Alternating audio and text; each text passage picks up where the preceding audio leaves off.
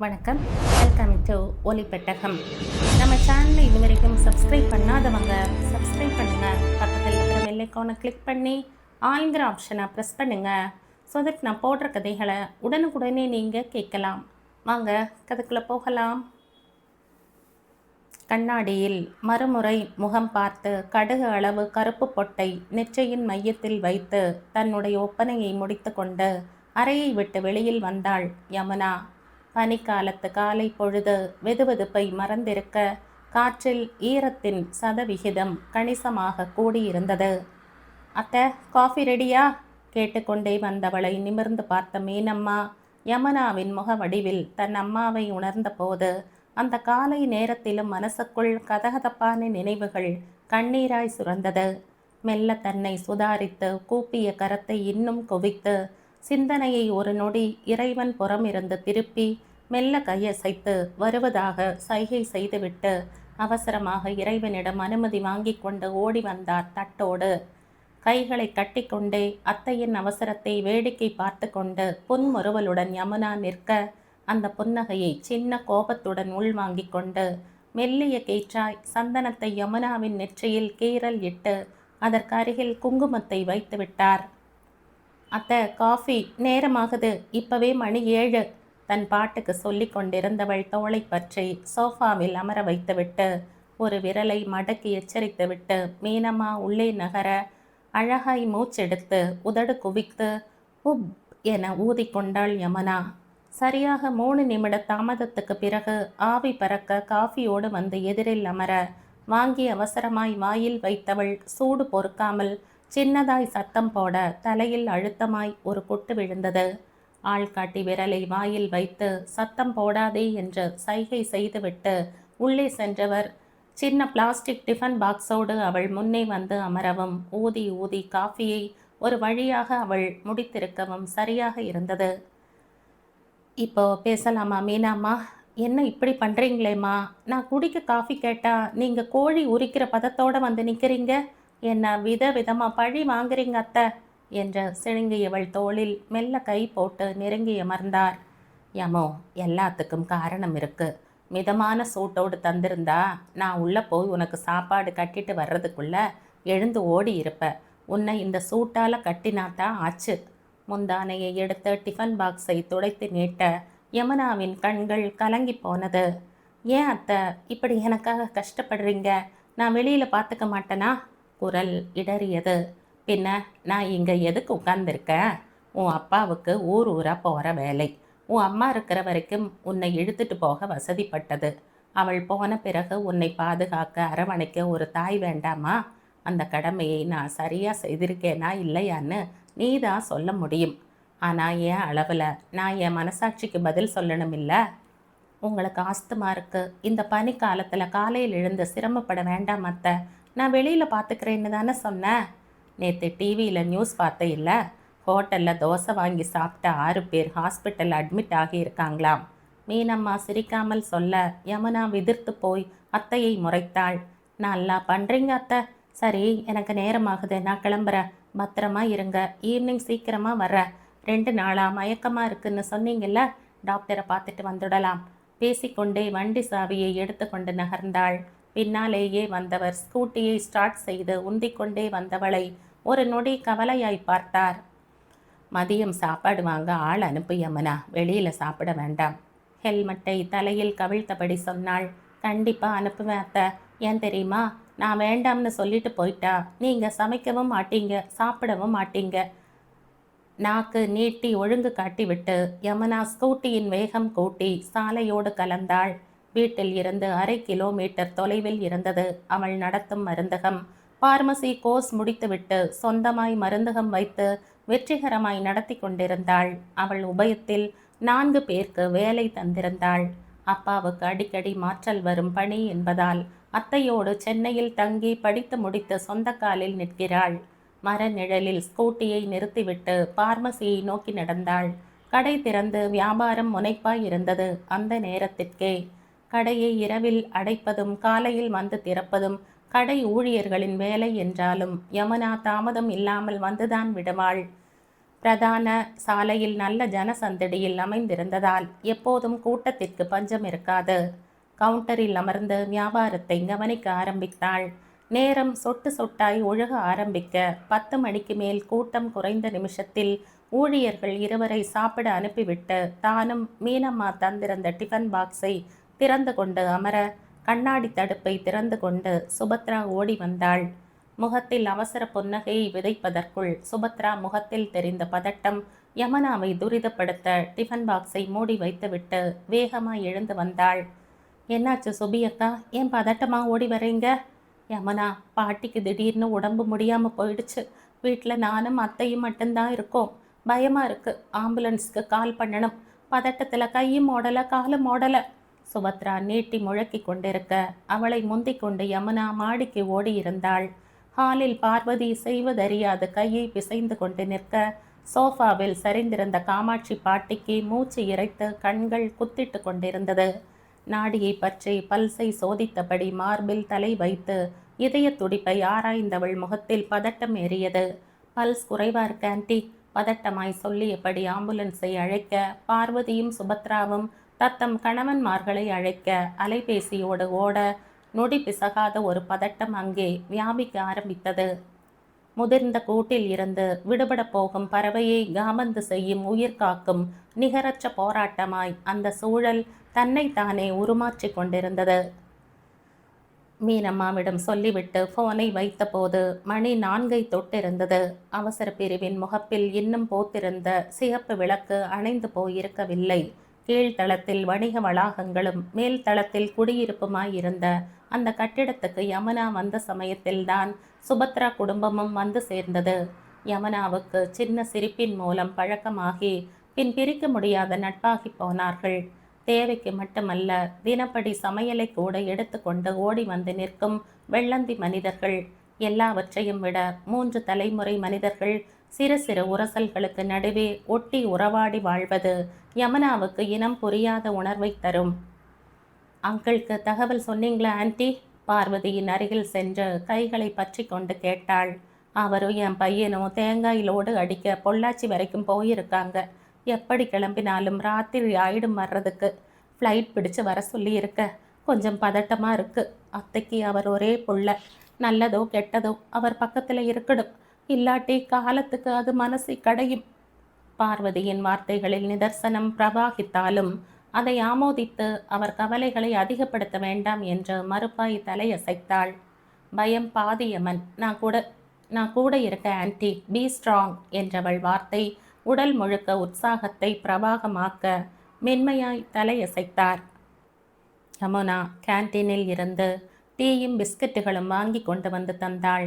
வீட்டுக்கு அழைத்து நிலைமையை சொல்லி தான் வருவதற்கு தாமதமாகும் என்று தகவல் தந்துவிட்டு அங்கு நீண்டு கிடந்த மோல்டட் சேரில் அமர நேரம் தரையில் சிதறிய நீராய் பரவி கரைந்தது. ஐசியூவை திறந்து கொண்டு வெளியில் வந்த டாக்டர் முகத்தில் மொத்தமாய் களைப்பு மொய்த்து கிடக்க 3 பெண்களும் அவர் முன்பாக சென்று முகம் பார்த்து பதில் தேடி தவிக்க கை உரையை கழட்டியபடியே அழுத்தமாக பார்த்தார். ஜென்ஸ் யாரும் இல்லையா? வந்துடுவாங்க சார், வெளியூர் போயிருக்காங்க, தகவல் தந்தாச்சு. ஓ என்றவர் சின்ன தயக்கத்துடன் நிமிர்ந்து மூவரையும் பார்த்தார். அப்படியே நெருங்கின சொந்தங்கள் இருந்தாலும் தகவல் தந்துடுங்க. அவங்க கண்டிஷன் ரொம்ப மோசமாக இருக்குது. முடிந்த அளவு போராடலாம். ஆனால் மரணத்தை தள்ளி போடுறதுக்கு மட்டுமே மருத்துவம் உதவும். தடுத்து நிறுத்துகிற சக்தி கிடையாது. வயசாயிடுச்சு. அவங்க உடல் மருந்துகளை ஏற்றுக்க மாட்டேங்குது. வருத்தமாக இருந்தாலும் இதுதான் நிஜம். 1000 மரணங்களை சந்தித்தவர் என்பதை அவர் ஆடாத முகசதையோடு இயல்பாய் சொல்லி கடந்த செய்தி சொல்ல பார்வதியின் கண்கள் தன்னால் பொங்க ஆரம்பித்தது. யமுனா அழுத்தமாக அவர் கைகளை பற்றி கொண்டாள். ரொம்ப நல்லவங்க யமுனா, எல்லாரும் நல்லா இருக்கணும்னு நினைக்கிற நேர்மையான மனுஷி. ஒரு விம்மல் வெடிக்க சுபத்ரா ஓடி வந்து மாமியாரை தாங்கி கொண்டாள். உடைஞ்சு போகாதீங்க அத்தை, இந்த நிமிஷம் வீட்டு ஆண்களும் பக்கத்தில் இல்லை. நாமளும் முடிஞ்சு போயிட்டா ரொம்ப கஷ்டம். வாட்டர் பாட்டிலை திறந்து வேகமாய் தண்ணீரை புகட்ட சூழல் இன்னும் வேகம் எடுத்தது. உறவுகள் அனைவருக்கும் அவசரமாய் பார்வதியும் சுபத்ராவும் அழைத்து தகவல் சொல்ல ஆரம்பிக்க யமுனா மீனம்மாவை அழைத்து சொல்லிவிட்டு கடைக்கு அழைத்து சிப்பந்திகளுக்கும் சொல்லி முடித்து அலைபேசியை வைத்த போது ஒரு நீண்ட பெருமூச்சு நெஞ்சில் மூண்டது. கோடு உடைத்து குருவி விடுபட்டு பறக்க காத்திருக்கும் தருணம். மரணம் என்ற முகவரி இல்லாத கடிதத்தை யாருமே வாசிக்க விரும்புவதில்லைதான். அலையில் தவறி விழும் சிற்றெறும்பு கூட ஒரு இலையை தேடி பற்றி கொண்டு உயிரை கவ்வி காப்பாற்றும் அந்த மாய வித்தையை எண்ணி மனம் வியக்காமல் இருந்ததில்லை யமுனா.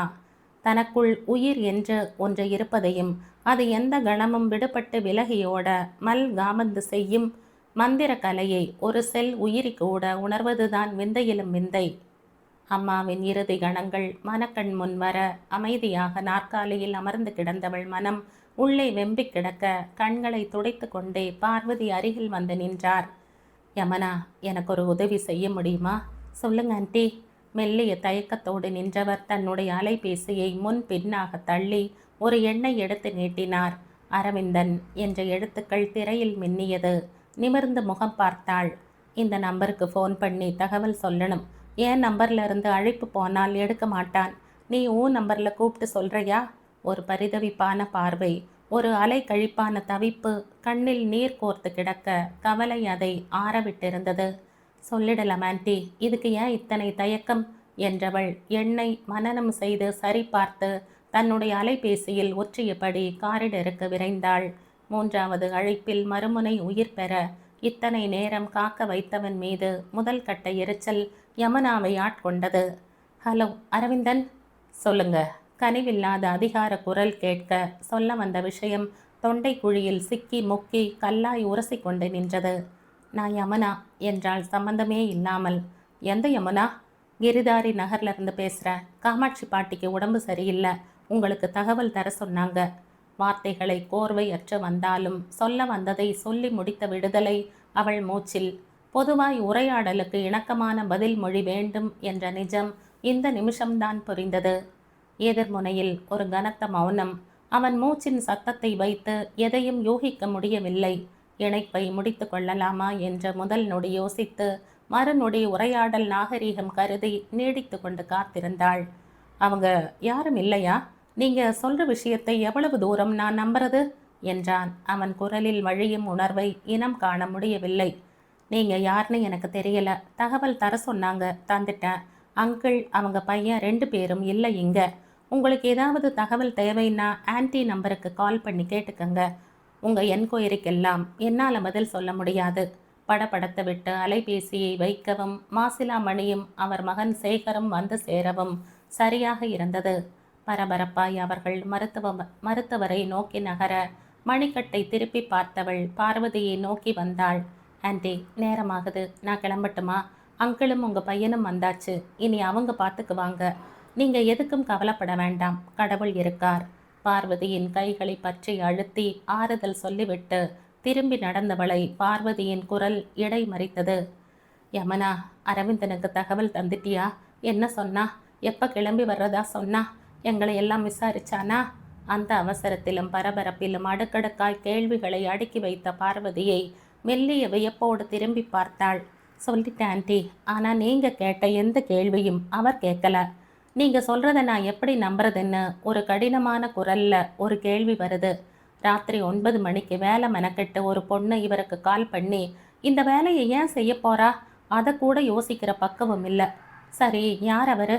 அங்கிள் வழியில் சொந்தமா என்றாள் குரலில் வழிந்த எரிச்சலை மறைத்து கொண்டு.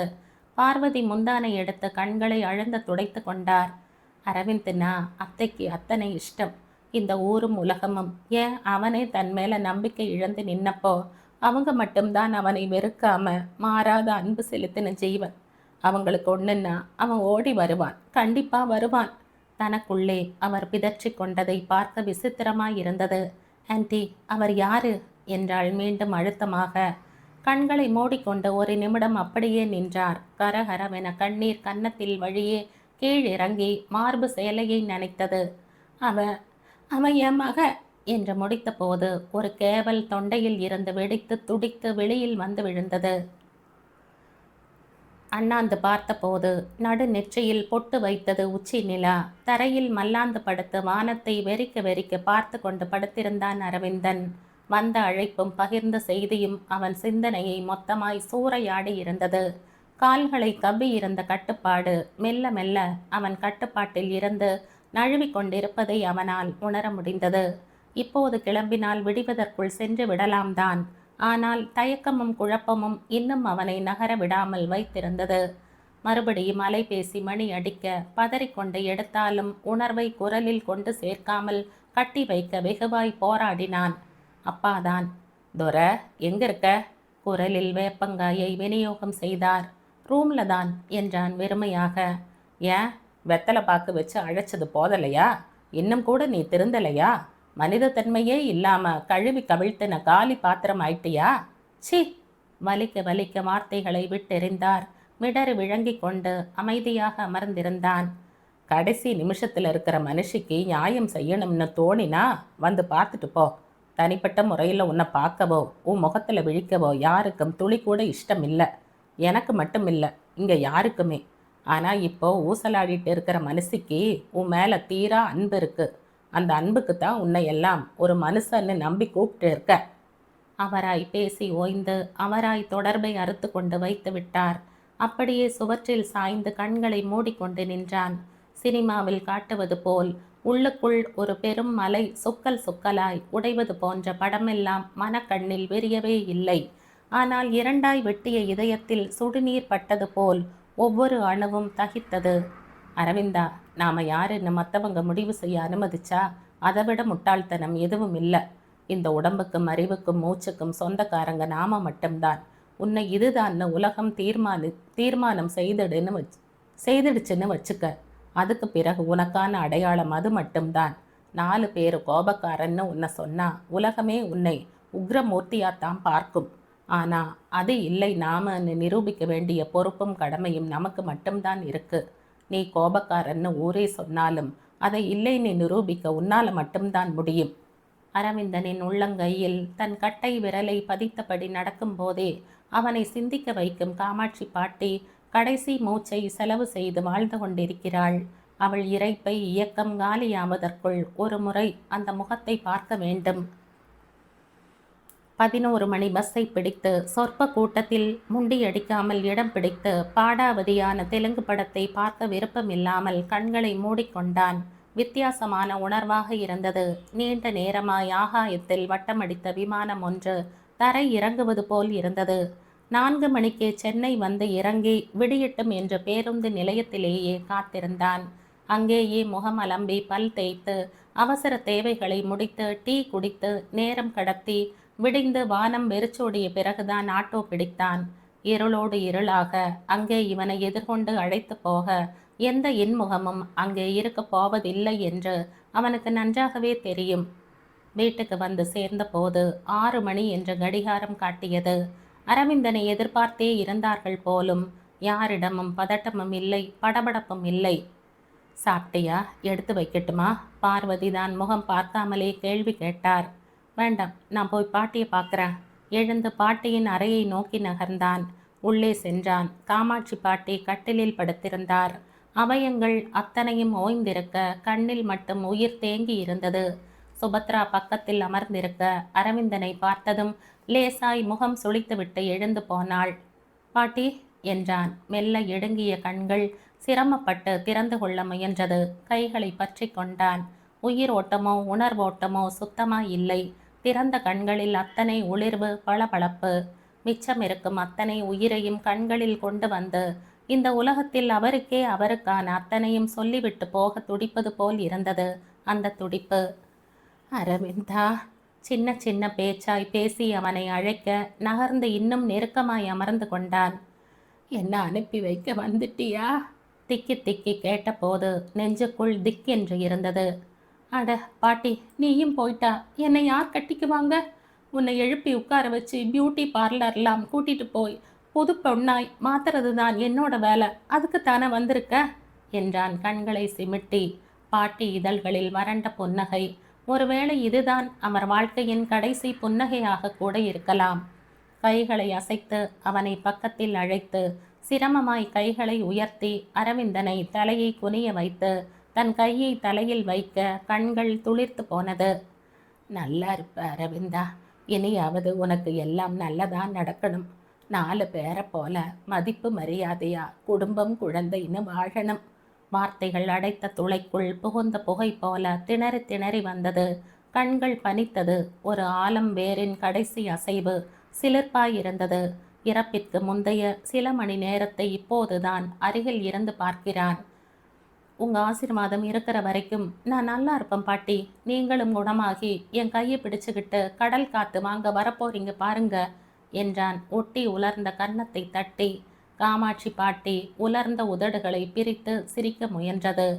எதுக்கு அரவிந்தா, இனி இருந்து என் உடம்பு படுற வேதனையை இந்த உயிர் கண்டு வேதனைப்படணுமா? வயசாக ஆக புளியம்பழம் ஓட்டிலிருந்து பிரியற மாதிரி உடம்பும் உயிரும் ஒன்றை ஒன்று ஒட்டாமல் பிரிஞ்சு போயிடுது. உண்மையில் உடம்புக்கு மட்டும்தான் மூப்பு, பிணி, நோவு, நொடி எல்லாம். தளர்ந்து போன தேகத்தை விட்டு போன ஆத்மா இன்னொரு ஜீவ நதியில் உயிராக போய் உறைஞ்சு போகுது. மரணம்ங்கிறது இன்னொரு தேகத்தில் குடி புகுந்துக்கிறது தானே. திணறி திணறி பாட்டி சொன்ன வார்த்தைகளில் அப்படியே சிலையாகி இருந்தான். கடைசி நேரத்தில் தான் எத்தனை ஞானக்கீற்று அந்த உலர்ந்த மனுஷிக்குள். பாட்டி என்றான் குரல் நடுங்க. இயலாமையில் மட்டுமல்ல, இயற்கையை உணர்ந்து மரணத்தை தழுவுவது கூட எத்தனை நெஞ்சுரம். பாட்டி, எனக்கு ஒரு வாக்கு தருவியா அரவிந்தா? இனிமே என்ன நடந்தாலும் இந்த இடத்தை விட்டு போக மாட்டேன்னு எனக்கு சத்தியம் பண்ணி தந்து என் ஆன்மாவை அழுத்தமில்லாம வழி அனுப்பி வையேன். கைகள் நடுங்கியது. குரல் மெல்ல மெல்ல சுணங்கியது. அது அத்தனை சாத்தியம் இல்லை பாட்டி. நீங்கள் இருக்கிற எல்லோரும் நல்லா இருக்கணும்னா நான் இந்த வீட்டில் இருக்கக்கூடாது. அதுதான் என் தலையெழுத்து. பாட்டியின் கைகளை பற்றி தன் முகத்தில் அழுத்தி கொண்டு குரல் கமர சொன்னான். நீ விலகி விலகி போனா உனக்கு விமோச்சனமே இல்லாமல் போயிடும். தப்பும் சரியும் நெல்லும் உமியும் மாதிரி சேர்ந்தே தான் இருக்கணும். அதை சீராக்க வேண்டியது மனிதனுடைய கடமை. 4 பேரோட நல்லது கெட்டதோட இணைஞ்சு வாழணும். இன்னைக்கு மனிதர்கள் அவசியப்படாமல் இருக்கலாம். நாளைக்கு எல்லாமே மாறும். இளமை எப்படி இருக்கும்னு உனக்கு தெரியும். இளமையும் முதுமையும் சேர்ந்த வாழ்க்கை எப்படி இருக்கும்னு எனக்கு மட்டும்தான் தெரியும். இந்த வீட்டில் இருக்க சொல்லலை, இங்கேயே இரு. பக்கத்தில் உன் குடும்பத்தோட பார்வை வட்டத்தில் நல்லது கெட்டதுக்கு தள்ளி இல்லாமல் இங்கே இருக்கணும். நாளாக ஆக எல்லாம் சரியாகும். காயப்படுத்துறதும் காலம்தான், மருந்து போடுறதும் காலம்தான்.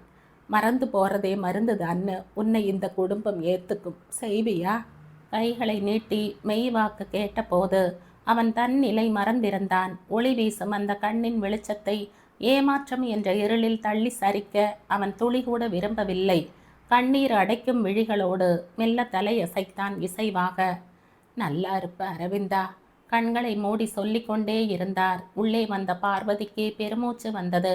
அரவிந்தன் எழுந்து வெளியில் வந்தான். பார்வதி, அரவிந்தன் பாவம் நிறைய பட்டுட்டான். இனியாவது அவனை வாழ வைங்க. அவனை இப்படியே விட்டுடாத. அவனுக்கு வாழ்க்கை அமைச்சு கொடுங்க. எல்லாரும் சேர்ந்து ஒதுக்கி வச்சா அந்த விரக்தியில் மறுபடியும் தப்பான வழிக்கு போவான். இல்லைனா தன்னையே கேட்பாரற்று விரையும் செய்துக்குவான். அவனுக்கு வாழ்க்கை அமைச்சு கொடுங்க. திக்கி திணறி சொல்லிய போது மூச்சு வேகம் எடுத்தது. பார்வதி சத்தமிட்டு அனைவரையும் அழைக்க மாசிலாமணி, சுபத்ரா, சேகர் என்று அனைவரும் உள்ளே ஓடி வர அரவிந்தன் மெல்லிய தயக்கத்தோடு அவர்களை விட்டு சொற்ப அடிகள் தள்ளி நின்றான். மணி, அரவிந்தனை விட்டுடாத, அவன் பாவம். கைகளை பற்றி கொண்டார். அந்த அழுத்தம் உயிர் வரை எதையோ பேசி மெல்ல மெல்ல விடுபட்டு கொண்டிருந்தது. 3 நாட்கள் கழித்து கடை திறந்த போது மெல்லிய வருத்தம் யமுனாவை ஆட்கொண்டிருந்தது. காமாட்சி பாட்டிக்கு யமுனாவின் மீது கொள்ளை பிரியம். மாடி ஏறி இறங்கினால் மூச்சிறைத்தாலும், முழங்கால் மூட்டில் வலி ஏறினாலும் மெல்ல மெல்ல கைப்பிடி சுவரை பற்றி கொண்டு கீழ் இறங்கி வந்து மணிக்கணக்காய் அமர்ந்து வார்த்தையாடி கொண்டிருப்பார். அம்மாவின் மரணத்துக்கு பிறகு நெருக்கமாய் உணர்ந்த ஒரு மனுஷியின் மரணம் வெகுவாய் இதயத்தை கீறியது என்றாலும் இத்தனை நாளில் ஒரு முறை கூட தனக்கு இப்படி ஒரு பேரன் இருப்பதாய் சொல்லவே இல்லை என்ற வருத்தம் யமுனாவை வெகுவாக பாதித்தது. மதியத்துக்கு ஆள் அனுப்பு யமுனா. தயிர் சாதமும் இஞ்சி பச்சடியும் செய்து அனுப்புற. சும்மா மனசை போட்டு அலட்டிட்டு இருக்காம இந்த காலத்து பிள்ளைங்க மாதிரி தெளிவாக இருக்கணும். மீனம்மா தம்பி மகளின் முகவாயை பற்றி ஆறுதல் சொல்ல மெல்லிய புன்னகையும் தலையசைப்புமாய் ஸ்கூட்டியை கிளப்பி கொண்டு நகர்ந்தாள். ஸ்கூட்டியை மரத்தடியில் நிறுத்தும் போதே அனிச்சையாய் பார்வை மேல் தாவியது. நீண்ட கைப்பிடி சுவரும் அதன் நீளத்துக்கு பின்பக்கமாய் விரிந்திருந்த உள் பிரகாரமும் கீழிருந்து பார்த்தாலே தெரியும். ஷாமியானா பந்தல் இடப்பட்டு இருந்தது அங்கே. உள்ளே நிறைய பேச்சு குரல் கலவையாக கேட்டு கொண்டிருக்க, இந்த காட்சிகளை மீறி கைகளை மார்புக்கு கட்டி கொண்டு எங்கோ வெறித்து வேடிக்கை பார்த்து கொண்டிருந்த அவன்தான் முதலில் பார்வையில் பட்டான். நல்ல உயரமாய், அதற்கு ஏற்ற உடலுமாய், சிந்தனை தேக்கிய முகமாய் நின்றான். இவள் வண்டியை நிறுத்திவிட்டு உள்ளே செல்வதை பார்த்ததும் 5 நிமிடத்துக்கு எல்லாம் சுபத்ராவின் மகள் 7வது படிக்கும் கீர்த்தனா கீழே இறங்கி ஓடி வந்தாள். யமுனா ஆண்டி, மாடிக்கு வாங்க, அம்மா உங்களை கூட்டிட்டு வர சொன்னாங்க. ஆண்டி, இப்போதான் வந்தேன், கடையில் கூட்டம் வர நேரம், நான் அப்புறமா வரேன்னு சொல்லுடா. சொல்லி அனுப்பி வைத்தாலும் சட்டென்று ஒரு தயக்கம் முளைவிட்டு அமைதியாக இருக்க, அடுத்த 5வது நிமிடம் மீண்டும் ஆள் வந்து நிற்க வழியற்றவளாய் மாடிக்கு சென்றாள். வயது கால மரணங்களில் துக்கத்தை விட பொதுவாய் அனுபவ இழப்பென்ற பச்சாதாபம் மட்டுமே இப்போதெல்லாம் விஞ்சி நிற்பதாய்ப்பட்டது. ஷாமியானா பந்தலின் கீழே கைப்பிடி சுவரை ஒட்டி போடப்பட்டிருந்த நீண்ட மரபெஞ்சில் அவன் கால் நீட்டி அமர்ந்திருந்தான். கீழ் இருந்து பார்த்ததை விட அருகில் பார்த்தபோது இன்னும் நேர்த்தியாய் தெரிந்தான். சிரிக்க முயன்ற யமுனா இதழ் பிரிக்கும் முன்னரே பார்வை வேகமாய் இவளை தவிர்த்து தள்ளி நிற்க, அது சரியாக யமுனாவின் ஈகோவை அறுத்து பதம் பார்த்தது. வெடுக்கென முகத்தை திருப்பிக் கொண்டாள். அதற்குள் சுபத்ரா வந்து கைப்பற்றி உள்ளே அழைத்து சென்றாள். ஹாலில் நடுவில் புகைப்படமாய் உறைந்திருந்த காமாட்சி பாட்டியின் புகைப்படத்திற்கு பூக்களை தூவி கை கூப்பி மெல்ல கண் கலங்கி நின்றாள். ரொம்ப அன்பானவங்க, என் மேலே நிறைய அன்பிருந்தது உளப்பூர்வமாய் சொன்னபோது அத்தனை பேருக்கும் கண்கள் கலங்கி போனது. சுபத்ராதான் யமுனாவை அழைத்து போய் தன் குடும்பத்தார் அத்தனை பேருக்கும் அறிமுகம் செய்து வைத்து ஆர்ப்பாட்டம் செய்து கொண்டிருந்தாள். பெரிதாய் அங்கே யாருக்கும் துக்கம் பிடித்தெல்லாம் ஆட்டி படைக்கவில்லை. அவ்வப்போது பாட்டியை பேசிக்கொண்டே அவர்கள் அன்றாடத்தில் இயல்பாகத்தான் இருந்தார்கள். 10 நிமிடங்கள் சம்பிரதாய பேச்சுக்கு பிறகு அறையை விட்டு வெளியில் வந்தாள். ஷாமியானா பந்தலில் துணி தடுப்பின் இடைவெளியில் நுழைந்து வெயில் தரையில் வியாபித்திருந்தது. இவ்வளவு நேரமாய் அங்கே இருந்த அவனை காணோம். கீழே இறங்கி வந்தாள். இவள் கடையை ஒட்டி இருந்த மளிகை கடையில் ஏதோ வாங்கி நின்றான். ஆள் வரும் அரவம் கேட்டு அனிச்சையாய் கூட திரும்பி பார்க்கவில்லை. கை நிறைய பிஸ்கட் பாக்கெட்டுகளை அள்ளிக்கொண்டு யமுனாவின் கடையை கடந்து சென்றவன் மருந்துக்கு கூட திரும்பி பார்க்காமல் சாலையை கடந்து சென்று மரத்தடியில் இருந்த ஒற்றை கல்லில் அமர்ந்து கொண்டான். அவன் செயல்கள் ஆர்வத்தை தராவிட்டாலும் கொஞ்சம் விசித்திரமாய் இருந்தது யமுனாவுக்கு. பெட்டிக்கடையில் பேப்பரை வாங்கியவன் அதை பிளாட்பாரத்தில் விரித்தி வைத்து தன்னிடம் இருந்த பிஸ்கட் பாக்கெட்டுகளை உடைத்து குவித்து வைத்தான். முழுசாய் 1 நிமிடம் கூட போயிருக்காது. 4 கால் பாய்ச்சலில் நாய்கள் கூட்டமாய் ஓடி வர கைகளை உதறிக்கொண்டு யாரையும் நிமிர்ந்தும் பார்க்காமல் அவன் அங்கிருந்து விலகி நடந்தான். ஆச்சரியமாய் கண்களை விரித்து கொண்டு அமர்ந்திருந்தாள் யமுனா. இந்த 27 வயதில் எத்தனையோ விந்தை மனிதர்களை வாழ்க்கையில் சந்தித்திருக்கிறாள். இவன் அதில் ரொம்பவே விசித்திரமானவன் என்ற இதயம் அடித்து சொன்னது. அவள் பார்க்க இந்த 2 வருடங்களில் அவன் இங்கு வரவில்லை என்பது கூட அத்தனை விகல்பமா யமுனாவுக்கு தோன்றவில்லை. ஆனால் இந்த வீட்டில் இருந்த யாருமே அவனை பற்றி பேசக்கூட பிரயாசை கொள்ளவில்லை என்ற அழுத்தமே அவளுக்கு மனதிற்குள் நமைச்சலாக இருந்தது. மதியம் மீனம்மா தந்த தயிர் சாதமும் இஞ்சி பச்சடியும் புதிதாய் பசியை உற்பத்தி செய்திருக்க கடை ஊழியர்களை சாப்பிட அனுப்பிவிட்டு ஷட்டரை பாதி கீழ் இறக்கிவிட்டு சாப்பாட்டை பிரித்து கொண்டு அமரவும் திறந்திருந்த ஷட்டர் வழி சுபத்ரா எட்டி பார்க்கவும் சரியாக இருந்தது. வாங்க சுபத்ரா என்றாள். சாப்பிட்றியா யமுனா, அப்புறம் வரட்டா? அட உள்ள வாங்க என்ற குனிந்து அன்பாய் கடிந்து கொள்ள சுபத்ராவும் அவள் பின்னாக இன்னொரு பெண்ணும் வந்தார்கள். சாரி, பரவாயில்ல, சொல்லுங்கக்கா. யமுனா, எனக்கு ஒரு உதவி தேவைப்படுது. இங்கே பெருசாக யாரையும் தெரியாது. உன்னை தவிர இப்படி ஒரு உதவியை எந்த நம்பிக்கையான மனிதரிடம் போய் கேட்கறது? பீடிகையின் பிடி இறுக மெல்ல குழப்பம் சூழ நிமிர்ந்து பார்த்தாள். சொல்லுங்கக்கா, உங்கள் வீட்டில் நீயும் உன் அத்தையும் தானே? ஆமாக்கா, அப்பா திருச்சியில் இருக்கார். வேற யாரும் கூட இருக்காங்களா? அதாவது அத்தை ஃபேமிலி இப்படி? இல்லைக்கா, அத்தைக்கு சின்ன வயசுலேயே கல்யாணமாகி மாமா இறந்த பிறகு எங்கள் வீட்டோடு தான் வாழ்க்கை. சரி, இப்போ எதுக்கு அதெல்லாம்? புரியாமல் முகம் நிமிர்த்தி பார்க்க சுபத்ரா தன் அருகில் நின்ற பெண்ணை காட்டினாள். இது என் தங்கை காவியா. திண்டிவனத்தில் காலேஜில் படிச்சிட்டு இருக்கா. எனக்கு ஒரு தம்பியும் இருக்கான், வேலையில் இருக்கான். பாட்டிக்கு நாளை மறுநாள் தான் காரியம் வச்சிருக்கோம். அதுவரை இங்கே தான் எல்லாரும் இருந்தாகணும். இந்த 2 ராத்திரி மட்டும் காவியாவை உங்கள் வீட்டில் தங்க வச்சுக்க முடியுமா? உனக்கு ஒன்றும் ஆட்சேபனை இல்லையே? சுபத்ராவின் குரல் மெல்லிய பதட்டத்தில் கேட்க யமுனா சின்னதாய் அதிர்ந்து போய் பார்த்தாள். கிட்டத்தட்ட 2000 சதுர அடியில் விஸ்தீரணமாய் 3 அறைகளை கொண்டதுதான் சுபத்ராவின் வீடு. கண்டிப்பாய் வந்தவர்கள் தங்கிக் கொள்ள இடம் ஏதுவாகத்தான் இருக்கும். இங்கே இடம் என்பதை தாண்டி குரலும் முகமும் ஏதோ நெருக்கடியில் இருப்பது அப்பட்டமாய் தெரிய மீண்டும் மீண்டும் கேள்விகளால் வேள்விகள் நடத்தி கொண்டிருக்காமல் சுபத்ராவை சொல்லட்டும் என்று அமைதியாக இருந்தாள். இங்க பிரச்சனை இடமெல்லாம் இல்லை, பாதுகாப்பு. நீ 3 நாளா கடை திறக்கல, வயிற்றுல நெருப்பை கட்டிட்டு இருக்கிற மாதிரி நான் இருந்தேன். ராத்திரி முழுக்க சொட்டு தூக்கம் இல்லை. எல்லாம் இவளால. தம்பி வேலை விஷயமா பெங்களூர் போயிருக்கானாம்.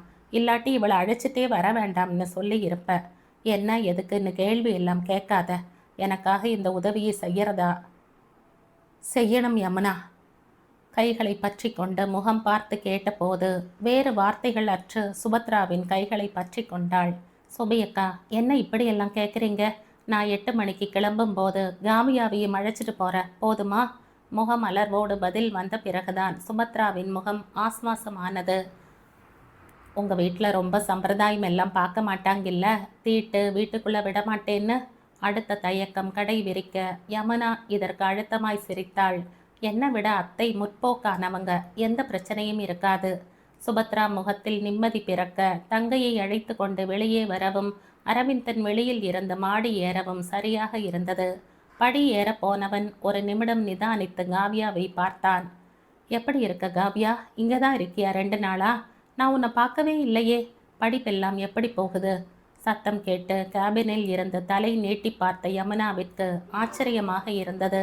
அந்த கடவன் பூனைதான் இவனுக்கு பேசக்கூட தெரியுமா? அதுவும் இத்தனை இணக்கமாக. வியப்பாய் இருந்தது. நல்லா இருக்க? காவியா லேசான பதட்டத்தோடு ஆரம்பிக்க அவள் கைகளை பற்றி கொண்டு கிட்டத்தட்ட இழுத்து கொண்டு சுபத்ரா அவ்விடத்தை விட்டு நகர்ந்தாள். அந்த செயல் யமுனாவிற்கே வருத்தத்தை தர எந்த முகமாற்றமும் இல்லாமல் அவன் ஒதுங்கி நின்றான். ஒரு நொடி தாமதித்தவன் அவர்களை தொடர்ந்து மாடிக்கு செல்லாமல் வந்த வழியே திரும்பி நடந்தான். ஈனம்மாவிடம் முன்கூட்டியே விஷயத்தை சொல்லிவிட்டிருந்தாள். அதனாலே இவர்கள் வருகைக்காக கேட்டில் காத்து கொண்டிருக்க ஸ்கூட்டியில் இருந்து இறங்கியதும் முகமலர்வுடன் எதிர்கொண்டு அழைத்து போன நட்பு காவியாவுக்கு இயல்பாக இருந்தது. காவியா, இதுவும் உன் வீடு மாதிரிதான், ஃப்ரீயா இருந்துக்கலாம். கைப்பற்றி ஸ்நேகமாய் அழைத்து வந்து காவியாவின் மன அழுத்தத்தை மெல்ல விடுபட வைத்தவள் தன்னுடைய அறைக்கு அழைத்து போய் பாத்ரூமை காட்டி மாற்றிக்கொள்ள தன்னுடைய நைட்டியை தந்தபோது காவியா திணறி போனாள். இல்லைக்கா, இதெல்லாம் வேண்டாம், நான் சுடிதாரோடைய படுத்துக்குவேன். அக்கான்னு சொல்கிறது மனசில் இருந்ததுன்னா தாராளமாக போட்டுக்கலாம். இதெல்லாம் உதவிகள் கிடையாது, அனுபவம். வித்தியாசமாக இருக்கும்ல எப்போதாவது யோசிக்கும்போது. பாத்ரூமுக்குள் காவியாவை உந்தி தள்ளி விட்டு அத்தையிடம் வந்து நின்றாள். உப்மாவும் நெய் ரோஸ்டும் செய்து முடித்திருக்க காவியா பொருந்தாத உடையை அணிந்து கொண்டு வெட்கமும் சிரிப்புமாய் வந்து நின்றாள். காவியா, நிஜமாவே இந்த கலர் ட்ரெஸ் உனக்கு ரொம்ப நல்லா இருக்கு. என்ன, பார்க்க கொஞ்சம் பஃபூன் சாயல் அடிக்குது. யமுனா சிரிக்காமல் கேலி செய்ய காவியா முகத்தை மூடிக்கொண்டு அட்டகாசமாய் வெட்கப்பட்டாள். கடையில் இருக்கும்போது அமைதியாக இருக்கீங்க, இப்போ பார்த்தா பயங்கர கலாட்டை செய்கிறீங்கக்கா. உங்களை எனக்கு ரொம்ப பிடிச்சிருக்கு என்றாள் ஆத்மார்த்தமாக. தென்றலாய் வீசுவதும் புயலாய் புரட்டி போடுறதும் ஒரே காற்றுதான். அந்தந்த இடத்துக்கும் சூழலுக்கும் தகுந்தபடி இருக்கணுமில்ல. ரோஸ்டை எடுத்து காவியாவின் தட்டில் வைத்து கொண்டே சொன்னாள். உண்டு முடித்து சிறிது நேரம் சம்பிரதாய பேச்சுக்களுக்கு பிறகு மீனம்மா படுக்கைக்கு செல்ல இருவர் மட்டும் ஹாலில் அமர்ந்திருந்து டிவியை பார்க்க ஆரம்பித்தனர். அதிகம் விஸ்தீரணம் இல்லாத சிறு ஊரில் இருந்து வந்த காவியாவிற்கு யமுனாவின் துணிவும் நிமிர்வும் மெல்லிய வியப்பை உண்டாக்கியது என்றால் மிக இல்லை. இமைக்காமல் யமுனாவையே பார்த்து கொண்டிருக்க பார்வையை உணர்ந்து திரும்பி பார்த்தவள் முகத்தில் அத்தனை வியப்பு. என்ன காவியா அப்படி பார்க்குற? என் முகத்தில் ஏதாவது எழுதி இருக்கா என்றாள் குறும்பு பார்வையோடு. சில மணி நேர பழக்கம் என்றாலும் தந்திருந்த இடமும் பழகிய விதமும் ஒருவித தைரியத்தை தந்திருக்க மெல்ல அருகில் நெருங்கி அமர்ந்து கைகளை பற்றி கொண்டாள். உங்களுக்கு எத்தனை வயசாகுதுக்கா? அட ஆண்டவா, பொண்ணுங்க கிட்ட வயசை கேட்கக்கூடாதே என்ற கிண்கிணி போல சிரித்தவள் அதே பொன் முறுவலுடன் பதில் சொன்னாள். 27. உங்களுக்கு கல்யாணம் ஆயிடுச்சாக்கா? இன்னும் அதை பற்றி யோசிக்கவே இல்லை. அப்பாவும் அத்தையும் 2 வருஷமா இந்த பாட்டை பாட ஆரம்பிச்சாச்சு. மனசளவில் நான் இன்னும் அதுக்கு தயாராகலை காவியா. திருமணத்தை வயசோட சம்மந்தப்படுத்தி அவசரப்படுத்துறது மாதிரியான முட்டாள்தனம் எதுவுமே இல்லை. அந்த பக்குவம் 20 வயசிலும் வரலாம், சிலருக்கு 30 வயசிலும் வரலாம். காவ்யாவின் கண்கள் முகம் முழுக்க விரிந்தது. எங்கள் ஊரில் ஆண்கள் கூட பிஸ்னஸ் செய்ய தயங்குவாங்க தெரியுமா? நீங்கள் இவ்வளவு பெரிய சிட்டிக்குள்ளே தனியாக கடை வச்சு நடத்திட்டு அத்தை கூட தனியாக இருந்துட்டு ரொம்ப ஆச்சரியமாக இருக்குக்கா உங்களை பார்த்தா என்றபோது யமுனாவின் கரம் நீண்டு காவியாவின் தோளில் ஆதரவாய் படர்ந்தது. எல்லாரும் செய்யறதையே செய்ய நாம எதுக்கு காவியா? இந்த மெடிக்கல் ஷாப்பை நான் சம்பாதிக்க மட்டும் வச்சு நடத்தல, என்னை நிரூபிக்க இதுதான் மிகப்பெரிய வாய்ப்பு. என் கடையில் 4 பேர் வேலை பார்க்குறாங்க. 4 பேருக்கு வேலை தர்ற வாய்ப்பு கிடைச்சதே பெரிய வரம் இல்லையா? 1000 சொல்லுங்க, எங்களுக்கு எல்லாம் சுட்டு போட்டாலும் இந்த துணிச்சல் வராது. படிப்பு, அதிகபட்சம் ஏதாவது ஸ்கூலில் வேலை, அதுவும் கல்யாணத்துக்கு பிறகு புகுந்த வீட்டில் சம்மதிச்சா மட்டும்தான் அதையும் செய்ய முடியும். சில சமயம் எதுக்காக இந்த படிப்புன்னு கூட தோணும் அக்கா. உங்களை பார்த்தா பெருமையா இருக்குக்கா ஆத்மார்த்தமாக சொன்னாள். இன்னும் கொஞ்ச நேரம் உலக பேச்சில் நேரம் கரைய படுக்கையை தட்டி போட்டு இருவரும் உறங்க ஆயத்தப்பட்டார்கள். நிம்மதியா இருக்கு இப்பதான். சரியா 3 நாள் ஆச்சு. நான் இப்படி அப்படி கண் மூடி அப்படி என்னையும் மீறி கண் அசந்தாலும் சுபி அக்கா தொடையில கிள்ளி எழுப்பி உட்கார வச்சிடும் என்றவள் அவசரமாய் நாக்கை கடித்து கொண்டாள். ஏதோ சொல்லக்கூடாததை சொல்லிவிட்ட தவிப்பில் கூர்ந்து பார்த்தாள் யமுனா. கேட்கலாமா வேண்டாமா என்ற சின்ன தயக்கம் இடறினாலும் இத்தனை நேரத்தை இயல்பான பேச்சு தந்த உரிமையில் கேட்டாள். அங்க உனக்கு ஏதாவது தனிப்பட்ட பிரச்சனையா காவியா? சொல்லக்கூடியதா இருந்தா சொல்லலாம். அப்படி நீ சொல்ல விரும்பாத பட்சத்துல எனக்கு எந்த வருத்தமும் வராது. எப்படி வருத்தம் இல்லாம படுக்கிறேனோ அதே குணத்தோட தான் காலையிலையும் எழுந்திருப்பேன் என்றாள் சிரித்த முகத்தோடு. காவியா முகத்தில் தெளிவில்லாத குழப்பம் பட தொடங்க அவள் குழம்பிய மனதில் மீன் பிடிக்க இஷ்டப்படாமல் தோள்களை குலுக்கிவிட்டு விளக்கை அணைத்துவிட்டு மெல்லிய விடிவிளக்கை போட்டுக்கொண்டு படுக்கையில் முழுதாக பொருந்தி படுத்தாள். ஓகே, லீவ் இட் காவியா, நிம்மதியா தூங்கு. இங்க எந்த பயமும் உனக்கு இருக்காது. குட் நைட் என்றவள் போர்வையை கழுத்து வரை இழுத்து கொண்டு காவியாவுக்கு முதுகு காட்டி திரும்ப படுத்து கொண்டாள். 5 நிமிடங்கள் சலனமில்லாமல் கரைந்தது. பின்பக்கம் இருந்து எந்த அசைவும் இல்லை. ஒரு பெருத்த மௌனத்திற்கு பிறகு காவ்யா பீதி அப்பிய குரலில் சொன்னாள். அரவிந்தன் மாமா இருக்கார் இல்ல அங்க? யார் அரவிந்தன்? மதியம் நானும் சுபி அக்காவும் உங்க கடைக்கு வந்துட்டு போகும்போது இடையில வந்து பேசினாரே, அவர்தான். ஓஹோ, அவர் இருந்தா என்ன? இத்தனை நாள்ல ஒரு முறை கூட அவரை நான் அங்க பார்க்கலையே. அவர் கொலை பண்ணிட்டு ஜெயிலுக்கு போனவர். அதனால் அவரை வீட்டை விட்டு விரட்டிட்டாங்க. காமாட்சி பாட்டிக்கு அவர்னா ரொம்ப இஷ்டம். அதனால தான் இங்கே வந்திருக்கார். காதல் விவகாரத்தில் தான் அவர் ஜெயிலுக்கு போனதே. அதனால தான் யாருமே அவர் பக்கத்தில் போக மாட்டோம், குறிப்பாக பெண்கள். ஓ என்ற ஒற்றை வார்த்தையில் இதை உள்வாங்கி கொண்டாலும் யமுனாவால் அந்த வார்த்தைகள் தந்த அதிர்வை அத்தனை எளிதாய் கடந்து வர இயலவில்லை. கொலை, ஜெயில் தண்டனை, பெண்கள் எல்லாம் வெருண்டு ஓடும் ஒரு மனிதன் என்ற பிம்பம் அரவிந்தனுக்கு துளி கூட ஒப்புமையாகவில்லை. கடினமாய் தெரிந்தான். இதமும் இங்கிதமும் இல்லாமல் இருந்தான். ஆனால் கொலையாளிக்கான அடையாள முகாந்திரத்தை அவன் முகத்தில் கண்டுணர முடியவில்லை. புருவத்தை நெறித்து எத்தனை யோசித்தும் காலையில் தெருநாய்களுக்கு உணவிட்டு அவை உண்ண பார்த்திருந்த முகத்தில் ஒரு கொலையாளியின் எந்த முகவரியையும் அவளால் அடையாளம் கண்டுணர முடியவில்லை. கண்களை மூடிக்கொண்டாள். கேட்காமலே இருந்திருக்கலாம் என்று தோன்றியது. காலையில் கண்கள் திகுதிகுக்க படுக்கையில் எழுந்து அமர்ந்து 2 கைகளையும் தேய்த்து கண்ணில் வைத்து கொண்டாள். சொன்னவள் உறக்கத்தில் உச்சம் தொட்டிருக்க கேள்வி கேட்டவள்தான் இரவு முழுக்க உறக்கமில்லாமல் புரண்டு புரண்டு படுக்கையில் கிடந்துவிட்டு அதிகாலையில் தான் கண் அசந்திருந்தாள். அதனால் தான் இந்த கண் எரிச்சல். எழுந்து குளித்து இருவரும் வந்தபோது காலை வெயில் முகத்தில் முந்திக் கொண்டு மோதியது. அனிச்சையாய் பார்வை மாடியை தொட இன்றைக்கும் அதே இடத்தில் அமர்ந்திருந்தான். எங்கோ பார்த்தபடி நேற்றை விட இன்றைக்கே அவன் முகமும் செயலும் பரிச்சயப்பட்டு இருந்ததால் சில நொடிகள் பார்வையை நீடித்து அவன் முகத்தை உள்வாங்கிக் கொண்டாள். கடைக்குள் வந்ததும் வேலை வேகமாய் இழுத்து கொண்டது.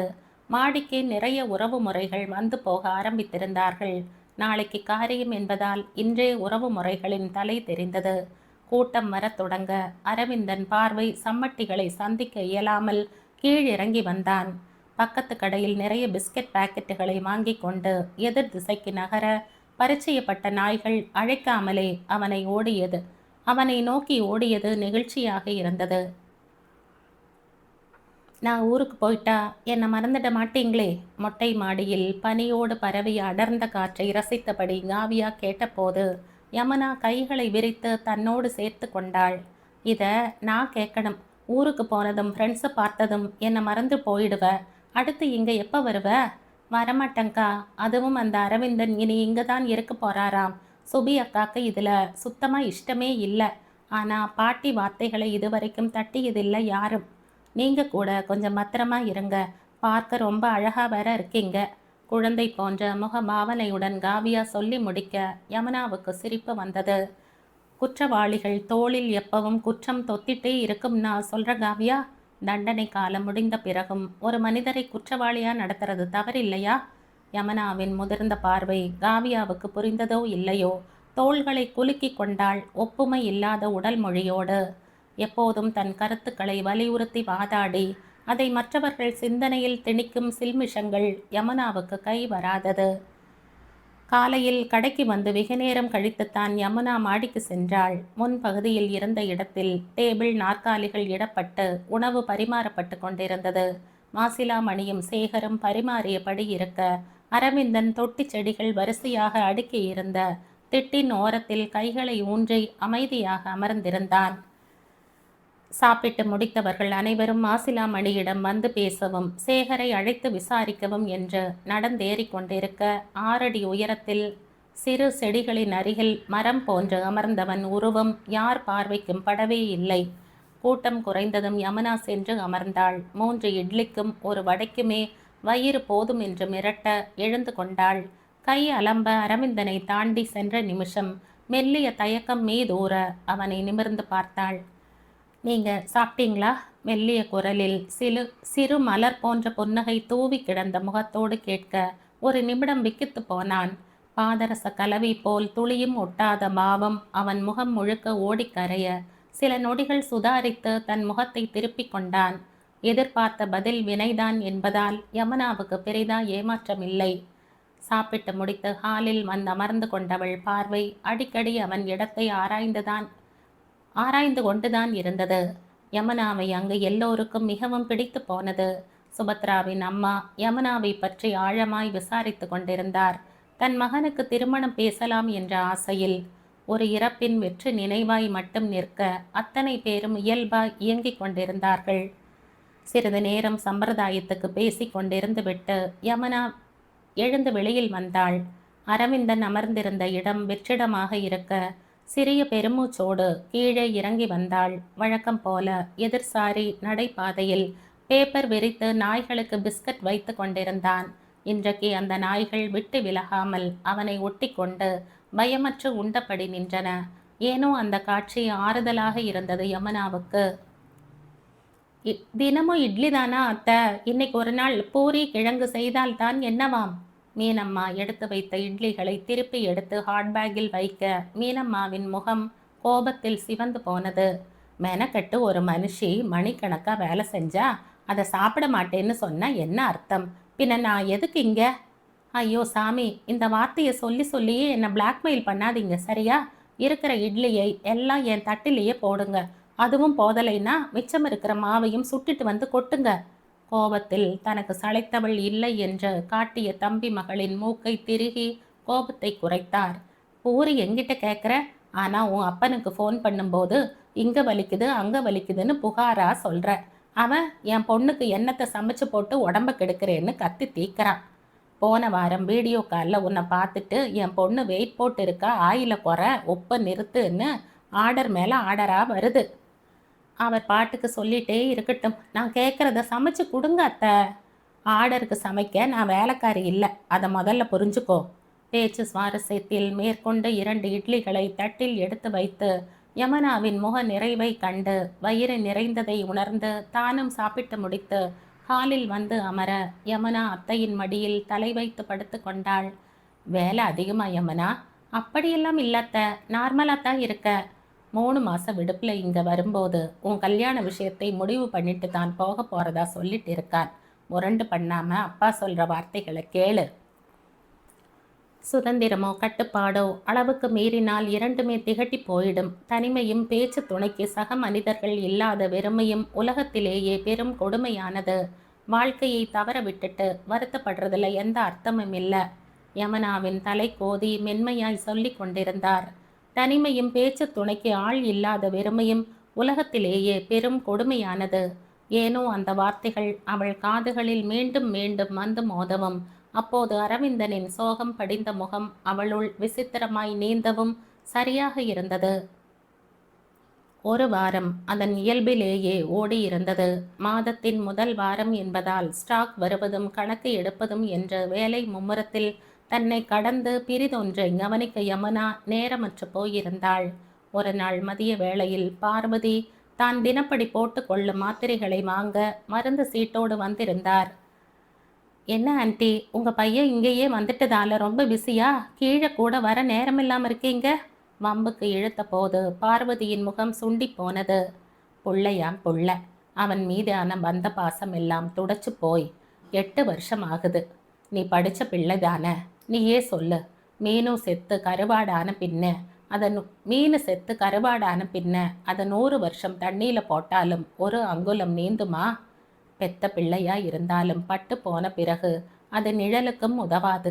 கண்ணீரை ஒற்றிக்கொண்டு அமர்ந்திருக்க வெளியில் இருந்து வந்த அரவிந்தன் கடையை கடக்கும் முன் பார்வதியின் சத்தம் கேட்டு ஒரு நொடி நின்றவன் கடையை நோக்கி வந்தான். என்னம்மா, ஏதாவது மருந்து வாங்கணுமா? நான் வாங்கிட்டு வரேன், நீங்கள் மேலே போங்க. அவன் தோற்றத்தை விட குரல் மென்மையாக இருந்தது. பார்வதி பதில் சொல்லாமல் பார்வையை மாற்றாமல் அப்படியே அமர்ந்திருந்தார். இன்னும் எத்தனை நாள் பார்வையற்றவன் கையில் உள்ள வாளாய் இலக்கில்லாமல் எதிராளியின் அடையாளம் தெரியாமல் யுத்தம் செய்ய? மறுமொழி இல்லாமல் என் வார்த்தைகள் எல்லாம் தனிமையில் சருகாய் உதிருதுமா? நீங்க கேட்க பிரியப்படாமல் போனாலும் நான் சொல்ல கடமைப்பட்டிருக்கேன். நான் ஆந்திராவில் வேலை பார்த்த மினரல் வாட்டர் யூனிட்டின் சென்னை கிளையில் என்னை சேர்த்துக்க சொல்லியிருக்காங்க. இன்னும் ஓரிரு நாளில் சேர்ந்துடுவேன் என்றவன் வராத பதிலுக்கு காத்திராமல் அங்கிருந்து விடுவிடுவென சென்று விட்டான். பார்வதி சலனம் இல்லாமல் அப்படியே அமர்ந்திருந்தார். ஏன் ஆன்டி இத்தனை மௌனம்? வேற என்ன செய்யறது யமுனா? இவனை மன்னிச்சு என் மனசாட்சியை தண்டிக்க சொல்றியா? கிராதகனும் செய்யாத பாதகம் செய்தவனை என் மகன் என்ற ஒற்றை வார்த்தைக்காக மன்னிக்க சொல்றியா? ஒரு தனி மனிதனின் தவறுக்காக ஒரு குடும்பம் தன் அடையாளத்தை மறந்து நாடோடி மாதிரி ஓடி வந்ததை மறக்க சொல்றியா? புறக்கணிப்பும் ஒருவித தண்டனை தான், அனுபவிக்கட்டும் என்று எழுந்தவர் 4 அடி நடந்துவிட்டு பின்பு திரும்பி வந்து அடிபட்ட குரலில் விசாரித்தார். ஏன் அம்மனா, அவன் இங்கே எல்லாம் வரமாட்டான் தானே? அப்படி வந்தாலும் முகம் கொடுத்து பேசிடாத. அந்த ஒரு உயிரோடவே எல்லாம் முடிஞ்சு போகட்டும். குரல் நான் மறண்டு கிடந்தது. கண்ணீர் சுரந்து கொண்டே இருந்தது. நிமிர்ந்து அந்த தாய்மையான மனுஷியின் முகம் பார்த்தாள். அப்படி எதுவும் இல்லை ஆன்டி. அப்படி எதுவாக இருந்தாலும் சமாளிக்க தைரியமும் எதிர்கொள்ள துணிவும் என்கிட்ட இருக்கு. இதை நான் சொல்லாமல் தெரியல, ஆனால் சொல்லிக்கணும்னு மனசு சொல்லுது. குற்றவாளிகள் கிட்ட இருந்து குற்றத்தை பிரிக்க வேண்டியது சமூகத்தோட முக்கிய கடமை. அவர் விட்டெறிந்ததை மறுபடியும் அவர் கையில் திணிச்சு அதே முகமூடியோட அலைய விடுறது தப்பு தானே? என்ன நடந்ததுன்னு எனக்கு முழுசா தெரியாது. எது நடந்திருந்தாலும் இனி நடக்காம பார்த்துக்கங்க. மாடிப்படிகளில் ஏறிக்கொண்டிருந்த அரவிந்தனின் காதுகளில் அந்த சொற்கள் அப்பழுக்கில்லாமல் அப்படியே சேகரமானது. உணர்வுகள் பிடித்து கொண்டு கால்கள் அசையாமல் அப்படியே நின்றது. அவன் தன் நிலையையும் கண்ணீரையும் மறந்து வெகு காலமாகிவிட்டது. நீண்ட இடைவெளிக்கு பிறகு கண்களில் சுரந்த கண்ணீர் வெந்நீர் குளத்தை போல கண்ணுக்குள் சுட்டது.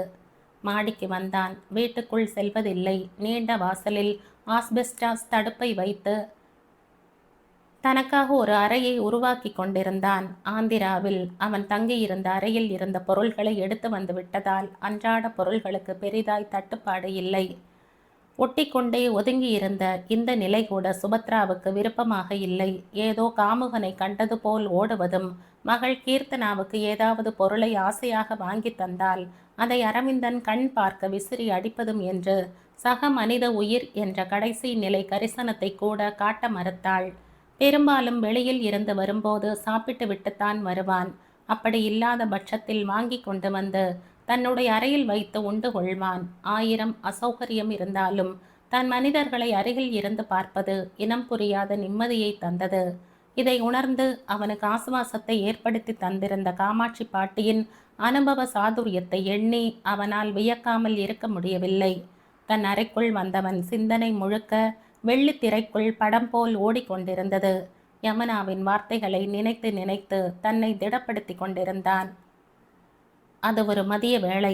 காலையில் இருந்து மருந்து பொருட்கள் தர ஆய்வுக்கு அலுவலர்கள் வந்து பரபரப்பு செய்து ஓய்ந்திருக்க, அக்கடாவென்று 5 மணி நேர பரிசோதனை முடிந்து ஆஸ்வாசமாய் நாற்காலியில் சாய்ந்து கண்களை மூடியிருந்தாள். உஷ், லேசா தலைவலிக்கிற மாதிரி இருக்கு. நான் கொஞ்ச நேரம் இப்படி உட்கார்ந்திருக்க. யார் வந்தாலும் என்னை கூப்பிட வேண்டாம். தனக்காக இருந்த சின்ன கேபினில் நாற்காலியில் ரிலாக்ஸாக தலை சாய்த்து கொண்டு கண்களை மூடி அமர்ந்திருந்தாள். 5 நிமிடங்கள் ஓடி இருக்கும். பக்கத்துல ப்ளூ கிராஸ் எங்க இருக்குன்னு தெரியுமா மேடம்? சத்தம் கேட்டு கண்களை வேகமாக திறந்தாள். கேபினில் தொங்கிய திரைச்சீலையை லேசாய் விலக்கி தலையை சரித்து பார்த்தாள். அவள் யூகித்திருந்தது சரிதான். அவனேதான். உஷாவிடம் விசாரித்து கொண்டிருந்தான். எழுந்து கேபினை விட்டு வெளியில் வந்தாள். நேராக நிமிர்ந்து பார்த்தான். இத்தனை நாட்கள் யார் முகத்தையும் நிமிர்ந்து பார்க்காமல், கண்களை சந்திக்காமல் ஒருவித அலைப்புறுதலில் இருக்கும் அவனுடைய கண்ணின் மணிகள் மெல்ல தயக்கத்தில் இருந்து விடுபட்டு இருப்பது புரிந்தது. மேடம், சாரி என்னவோ கேட்குறாங்க. உஷா விலகி கொள்ள அவனுக்கு நேராக வந்து நின்று கைகளை கட்டி கொண்டு அவன் முகத்தையே பார்த்தாள். அந்த பார்வையின் கூர்மை அவனை மெல்ல தடுமாற வைத்தது போல. சாரி, ஒரு சின்ன தகவல் வேணும். பக்கத்தில் ப்ளூ கிராஸ் எங்கே இருக்குன்னு தெரிஞ்சா நல்லா இருக்கும். தினமும் பிஸ்கட் போடுவேன் ஸ்ட்ரீட் டாகுகளுக்கு. நேற்று நைட் யாரோ அதில் ஒரு நாயுடைய காலை உடைச்சி விட்டுருக்காங்க. வலியில் துடிக்குது. ப்ளூ கிராஸ்க்கு தகவல் சொன்னால் அவங்க வந்து தூக்கிட்டு போவாங்க. மனித நேயமே இல்லாமல் ஒரு மரணத்துக்கு காரணமானவன் இன்று மிருக நேயத்தோடு நிற்பதே சமூகம் அவனுக்குள் விளைவித்த மாற்றம் என்று யமுனாவுக்கு தோன்றியது. டைரியை எடுத்து எப்போதோ குறித்து வைத்திருந்த அலைபேசி எண்ணையும் முகவரியையும் எழுதி தந்தாள். நன்றி சொல்லி பெற்றுக்கொண்டான். அதன் பிறகு அடிக்கடி நன்றி சொல்லவே அங்கு வந்தான். முதியோர் காப்பகம் எங்கே இருக்கிறது? அனாதை ஆசிரமம் எங்கே இருக்கிறது? அங்கன்வாடி மையம் எங்கே இருக்கிறது என்று அடிக்கடி வந்து நின்றான். அவன் செய்த உதவிகளும் வித்தியாசமாகவே இருந்தது. டயப்பர்களும் நாப்கின்களும் வாங்கி கொண்டு போய் காப்பகத்தில் தந்தான். பெரிய பைகளில் தண்ணீர் பாட்டில்களோடு அரசு அலுவலகங்களில் முன் சென்று நின்று கொள்வான். மனு கொடுக்க வரும் வயோதிகர்களுக்கு நீர் தந்து ஆஸ்வாசப்படுத்துவான். தைல குப்பிகளும் தலைவலி பாம்களும் மூட்டுக்கு போடும் பேண்டும் வாங்கி போவான். சிரிக்கவும் தனக்கு தெரியும் என்பது போல் எப்போதாவது யமுனாவின் புன்னகைக்கு பதில் புன்னகை புரியும் போது மெல்லி ஆச்சரியமாக இருந்தது யமுனாவுக்கு. சிக்னலில் நின்று பார்வையற்றவர்களும் ஊனமுற்றவர்களும் சாலையை கடக்க உதவி செய்வான். சுபத்ராவின் அழைப்பிலோ கீர்த்தனாவின் வற்புறுத்தலிலோ மாடிக்கு சென்றால் தன்னையும் மீறி பார்வை அரவிந்தனின் அறைக்கு சென்று தேங்கும். கடையில் இருந்து வாங்கிய உணவை உண்டு கொண்டிருப்பான் அல்லது அறையின் மையத்தில் அமர்ந்து யோகா செய்து கொண்டிருப்பான். முன்பெல்லாம் யார் வந்தாலும் நிமிர்ந்து கூட பார்க்க ஆசை கொள்ளாமல் அமர்ந்திருப்பவன் இப்போது காலடி தடங்களின் அடையாளம் தெரிந்து நிமிர்ந்து பார்க்கிறான். மெல்லிய நட்பான புன்னகை கூட இதழில் தென்படுகிறது. அந்த அழகான மாற்றம் யமுனாவுக்கு நிறையவே பிடித்திருந்தது. இந்த 2 நாள் லீவில் நீங்கள் வராமையே இருந்திருக்கலாம். அப்பாவின் முன் முறுக்கி கொண்டு கோபமுகம் காட்டிக்கொண்டு நின்ற பெண்ணை செல்லமாய் தோளில் கை போட்டு தட்டி தந்தார் சத்தியமூர்த்தி. என்ன செய்ய மைடியர் யமுனா, 10 நாளாக ஓ அம்மா கனவுல வந்து என்னை திட்டி ஓயரா. என் பொண்ணை எப்போ போய் பார்க்க போறீங்கன்னு. டிபார்ட்மெண்ட்டில் லாங் லீவ் கேட்க முடியாத சூழ்நிலை. அதான் கிடைச்ச இடைவெளியில் உன்னையும் அக்காவையும் பார்த்துட்டு ஓடிடலாம்னு வந்திருக்க.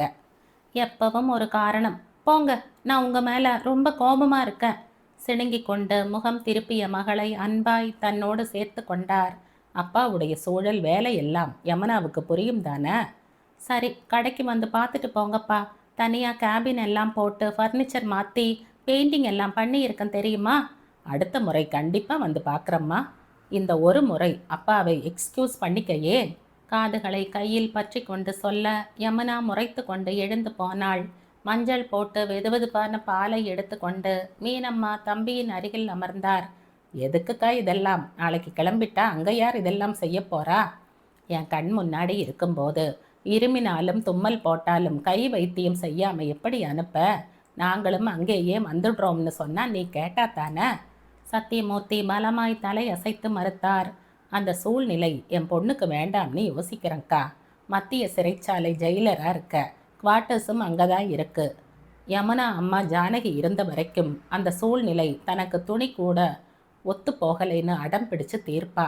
அவள் உணர்வுகளை மதிச்சு நான் தனியாக வைத்திருக்கலாம், செய்ய தவறிட்டேன். அந்த மன உளைச்சலோ எதுவோ அவள் இறந்து போன பிறகு ஏனோ யமுனாவுக்கு அந்த அட்மாஸ்பியர் வேண்டாம்ங்கிற சிந்தனை வர ஆரம்பிச்சிடுச்சு. இப்படி ஆம்பளை பிள்ளை மாதிரி கடன் நடத்திட்டு அதில் கண்ணும் கருத்துமாக கவனம் செலுத்திட்டு இருக்கிறத பார்த்தா ஒரு பக்கம் மனசு நிறையுது, மறுபக்கம் பயமாக இருக்குது சத்யா. மீனம்மா சொன்னதும் சத்தியமூர்த்தி மீசையை முறுக்கி கொண்டு சிரித்தார். ஆம்பளை பிள்ளைகள் வாழ தனி வாழ்க்கை எதுவும் இருக்கா என்ன? பிறர் வாழ்வை கெடுக்காமல் நாம் வாழற எல்லா வாழ்வும் சிறப்பான வாழ்வு தானேக்கா. உங்கள் கவலையும் புரியுது. யமுனா கிட்ட பேசிட்டு கல்யாண வேலையை ஆரம்பிக்கிற ஐடியாவில் தான் இருக்க. எல்லாத்துக்கும் இன்னும் 3 மாதம் மட்டும் அவகாசம் கொடுங்க. லீவு போட்டுட்டு ஓடி வந்து நிற்கிறேன். 2 நாட்கள் சத்தியமூர்த்தி இருந்த மட்டுக்கும் யமுனா கடைக்கு வரவே இல்லை. சேர்ந்து சாப்பிட்டு செஸ் விளையாடி பழைய கதைகள் பேசி கைதிகள் உளவியல் பற்றி விவாதித்து 2 நாட்கள் 2 நிமிடங்கள் போல் ஓடி காணாமல் போனது. 1000 தைரியம் பேசினாலும் ரயில் அடியில் கண்ணை கசக்கி கொண்டு வந்து நிற்கும் மகள் இன்னும் குழந்தையாகத்தான் அவர் கண்களுக்கு தெரிந்தாள். அப்பாவை வழி அனுப்பிவிட்டு மீனம்மாவை கொண்டு போய் வீட்டில் விட்டுவிட்டு கடைக்கு வந்தபோது வழக்கமாய் அரவிந்தன் அமர்ந்திருக்கும் வராண்டாவை நிமிர்ந்து பார்க்கும் செயல் கூட செய்யவில்லை. நம்பிக்கையான ஊழியர்கள் என்றாலும் விடுபட்ட 2 நாளைய சிந்தனைகளோடு உள்ளே சென்று விட்டாள். 10 நிமிடங்கள் கடந்திருக்கும். அரவிந்தன் வந்து நின்றான். யமுனா கவனிக்கவில்லை. நிஜமாகவே 2 நாள் பற்று வரவில் தலையை தந்து கணினியில் மூழ்கி கிடக்க உஷாவை அழைத்து வழக்கமாய் காப்பகத்துக்கு வாங்கி போகும் டயாப்பர் நாப்கின் வகையராக்களை பேக் செய்ய சொல்லிவிட்டு அமைதியாக யமுனாவை பார்த்து கொண்டே நின்றான். எங்க 2 நாளாக ஆளக்கானோம், உடம்பு எதுவும் சரியில்லையா? உணர்வுகளை உணர முடியாத உலர் குரலில் கேட்க ஆச்சரியமும் அதிசயமும் ஒரு சேர தாக்க வேகமாய் தலை உயர்த்தி பார்த்தாள்.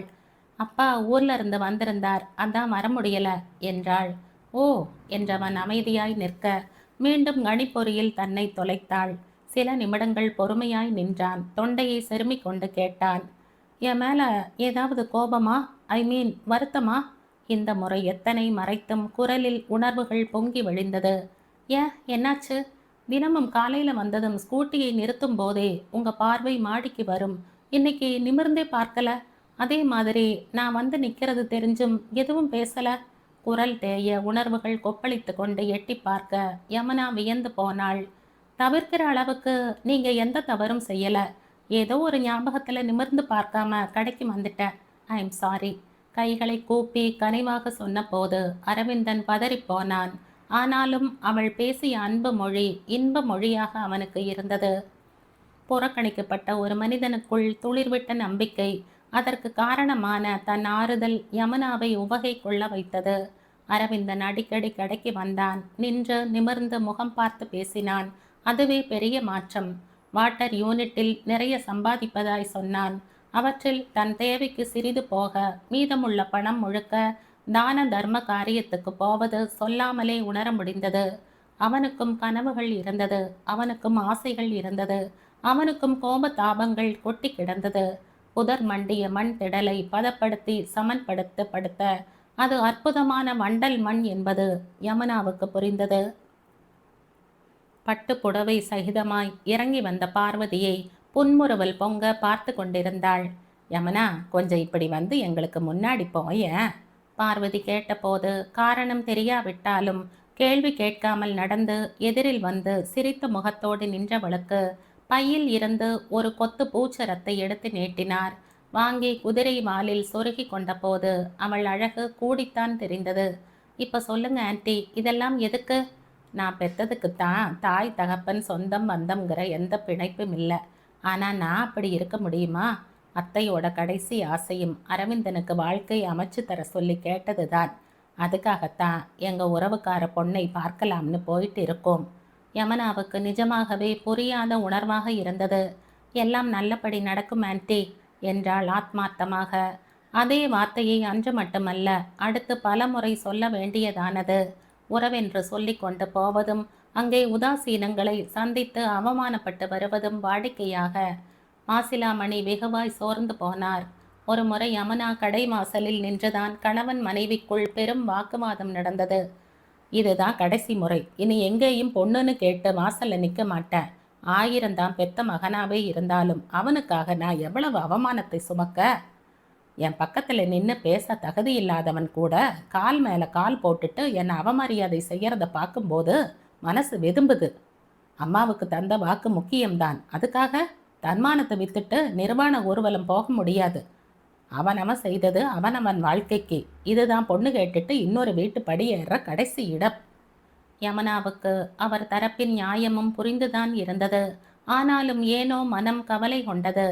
இரவில் கடைக்கு வந்த அரவிந்தன் இந்த இடமும் அமையவில்லை என்று இயல்பாகவே சொன்னான். உங்களுக்கு கஷ்டமா இல்லையா அரவிந்தன் என்றாள் கனிவாக. சத்தியமா இல்லை. கல்யாணம் குடும்பம்ங்கிற பெரும் பாகியமான விஷயத்துக்கெல்லாம் நான் ஆசைப்படவும் தகுதியானவன் இல்லை. உரிமையோட ஒரு விஷயத்தை கேட்கவும் அதே உரிமையோட ஒரு விஷயத்தை மறுக்கவுமான எல்லா பந்தங்களையும் நான் எப்பவோ இழந்துட்டேன். எனக்கு எப்பவோ தெரியும் யமுனா, இந்த முயற்சி தோல்வியில தான் முடியும்னு. அதான் நான் மறுப்பு சொல்லவே இல்லை. இயல்பாய் சொல்லிவிட்டு போனாலும் அதில் மண்டி கிடந்த வேதனையின் கசடு யமுனாவை தூக்கத்தில் இருந்து தள்ளி வைத்து தீர்ப்பு தந்திருந்தது. யமுனாவை துக்கத்தில் இருந்து தள்ளி வைத்து தீர்ப்பு தந்திருந்தது. சில நிஜ கணங்களின் மென் சந்தோஷம் ஒரு அமைதி பெருங்கடலில் விழும் சிறு துளி போல அகண்டு அகண்டு தன்னைத்தானே மறைந்து கொள்கிறது. எந்த நோயும் இல்லாத அரவிந்தனுக்கு யமுனாவின் ஸ்டோரில் தினமும் வாங்குவதற்கு மாத்திரைகள் இருந்தது. முன்பு இருள் சூழ்ந்த மேகமாய் இருந்தவன் இப்போதெல்லாம் உடைந்த மேகமாய் குளிர்ந்த மழையை பொழிந்தான். தனக்குள் ஒளித்து வைத்திருந்த ஈரமான வார்த்தைகளை அவள் சாரலாய் சிதறடித்த போது அவனின் நிஜ பிம்பம் தெரிந்தது. வாட்டர் யூனிட்ல இன்சார்ஜ் முழுக்க நான் ஜெயில் போனதை சொல்லித்தான் வேலை வாங்கினேன். நம்பிக்கையை தக்க வச்சுட்டேன். சந்தோஷமா இருக்கு. மகிழ்ச்சியை பகிர்ந்து கொண்டான். நேற்று எங்கள் யூனிட்ல இருக்கிற ராமமூர்த்தி இப்படித்தான். கண்ணில் நீர் வர சிரித்து கொண்டே பணியிடத்தில் நடந்த கேளிக்கையை எத்தி வைத்தான். யமுனா அத்தனைக்கும் அமைதியான பார்வையாளராய் நின்றாள். இத்தனை நாப்கின்ஸ் கொண்டு போறீங்களே அரவிந்தன், இதெல்லாம் வித்தியாசமான தானமா இருக்கே, எப்படி இதெல்லாம் டிஸ்ட்ரிபியூட் செய்றீங்க? ஒரு நாள் வியப்பை அடக்க முடியாமல் கேட்டபோது அரவிந்தன் மென்மையாக சிரித்தான். நான் ஜெயிலில் இருந்த சமயத்தில் இதை பற்றி பெரிய கூட்டமே நடந்திருக்கு யமுனா. அங்கே எங்களுக்கு நாப்கின் தயாரிக்க பயிற்சி தந்திருக்காங்க. அந்த நாட்களில் பெண்கள் படும் கஷ்டம், அதுவும் உழைக்கும் பெண்கள் படுகின்ற கஷ்டத்தை பற்றி எங்களுக்கு சொல்லப்படும். எனக்கு வழங்கப்பட்ட பணத்தில் கணிசமான பகுதியை எடுத்துட்டு போய் இது மாதிரியான விஷயத்துக்குத்தான் நான் தந்திருக்கேன். ஆந்திராவில் இருக்கும் போதும் இது மாதிரியான ஆன் தி ஸ்பாட் உதவிகள் நிறைய செய்வேன். இதை பெருமைக்கு சொல்லலை, என் வேலை குறித்து நீங்கள் கேட்டதால் சொல்கிறேன். ஒரு மாதத்துக்கு 2 அல்லது 3 ஏரியாக்களுக்கு போனால் கண்டிப்பாக 2 காப்பகத்தையாவது கவர் செய்ய முடியும். அங்குள்ள பெண்களுக்கு இதெல்லாம் எத்தனை தூரம் சாத்தியமாகுமோ தெரியல. ஏதோ நம்மால் ஆன உதவி. இத்தனை தன்மையாய் இத்தனை நெகிழ்வாய் யோசிப்பவனா அத்தனை பெரிய பாதகத்தை செய்தான் என்ற பரிதவிப்பும் பச்சாதாபமும் யமுனாவை ஆட்கொள்ள ஆரம்பித்தது. இது எப்படி நடந்திருக்கும் என்ற இத்தனை நாளாய் இல்லாத கேள்வி யமுனாவுக்கு இப்போதெல்லாம் முதுகு வளைத்து முகம் நிமிர்த்தி பார்க்க ஆரம்பித்திருந்தது. என்றாலும் ரணங்களை கேறும் பிரியமில்லாமல் கேள்வியை மடக்கி ஓரமாய் போட்டு விட்டாள். ஆனால் அதற்கான காலமும் முயலாமலே முன் வந்துதான் நின்றது. மேடம், இந்த வேலெட்டை யாரும் மறந்து வச்சுட்டு போயிட்டாங்க. உஷா எடுத்து கொண்டு வந்து நீட்டிய வேலெட்டை வாங்கி கபோர்டில் வைக்க போனவள் சின்ன உந்துதலில் பிரித்து பார்த்தாள். துருத்தி கொண்டிருந்த டிரைவிங் லைசன்ஸை எடுத்தவள் கண்களில் சின்ன வியப்பு வந்தது. அரவிந்தனின் வேலெட் அது. மடித்து வைக்க போனவள் இயல்பாய் அதில் பதிந்திருந்த பிறந்த தேதியை பார்க்க கொஞ்சமாய் வியந்து போனாள். நாளைக்கு அவன் பிறந்த நாள் என்று இருக்க மனதிற்குள் அதை குறித்து கொண்டு திரும்பவும் அதே இடத்தில் வைத்து விட்டாள். அரவிந்தன் வந்தபோது எதையும் காட்டிக்கொள்ளாமல் வேலட்டை எடுத்து நீட்ட வழக்கமான பொன்முறுவலுடன் வாங்கி கொண்டு போய்விட்டான். கலவையான சிந்தனைகளுடன் மறுநாளைக்கு இன்றில் இருந்தே காத்திருக்க ஆரம்பித்தாள் யமுனா. யமுனா, நீலகிரி தைலம் கேட்டிருந்தனே, வந்துடுச்சா? பார்வதி வந்து கேட்டபோது எடுத்து நீட்டியவள் பார்வதியையே கூர்ந்து பார்த்தாள். ஆன்ட்டி, வீட்டில் என்ன சாப்பாடு? கத்திரிக்காய் சாம்பாரும் காரமணி பொரியலும். உனக்கு கொண்டு வரட்டுமா யமுனா? அச்சோ வேண்டாம், நான் சும்மா தான் கேட்டேன் என்று மென்மையாக சொல்ல திரும்பி நடந்தவர் தயங்கி மறுபடியும் அங்கே வந்து நின்றார். நிஜத்தில் வடை பாயாசமும் சந்தோஷமா ஒரு காலத்தில் இருந்தது தான் இந்த நாள். ஆனால் அதெல்லாம் இன்னைக்கு நேர்த்து போய் இப்படி ஒரு நாள் என் வாழ்க்கையில் வந்திருக்கவே கூடாதுன்னு பெத்த என்னையே சிந்திக்க வச்சதும் இந்த நாளில் பிறந்தவன்தான். தன் அழுத்தமான வலியை பதிய முடியாமல் தவிக்கும் அந்த தாயை பார்க்க வருத்தமாக இருந்தது யமுனாவுக்கு. அரவிந்தன் மிகுந்த ஆச்சரியத்துடன் அமர்ந்திருந்தான். உணர்வுகளை வெளிக்காட்ட மறந்து போய் வெகு நாள்களாகிறது என்ற போதும் இந்த நிமிஷம் அது புத்துயிர் கொண்டு புது வேடம் பூண்டது போல் உடம்பு முழுக்க சொல்ல தெரியாத உணர்வாக இருந்தது. மாலை 5 மணி இருக்கும். யமுனாவிடம் இருந்து வந்த அழைப்பில் கொஞ்சம் புரியாமல் நான் அழைப்பை எடுத்தான். எங்கே இருக்கீங்க அரவிந்தன்? யூனிட்லையா? இப்போதான் அங்கிருந்து கிளம்பினேன். வரும் வழியில் கொஞ்சம் காப்பகம் போயிட்டு அவங்களுக்கு ஏதாவது அத்தியாவசிய தேவைகள் இருக்கான்னு கேட்டுட்டா அதை ஓரிரு நாளில் முடிஞ்சா வாங்கி தரலாம்னு பார்க்குறேன் என்றான்.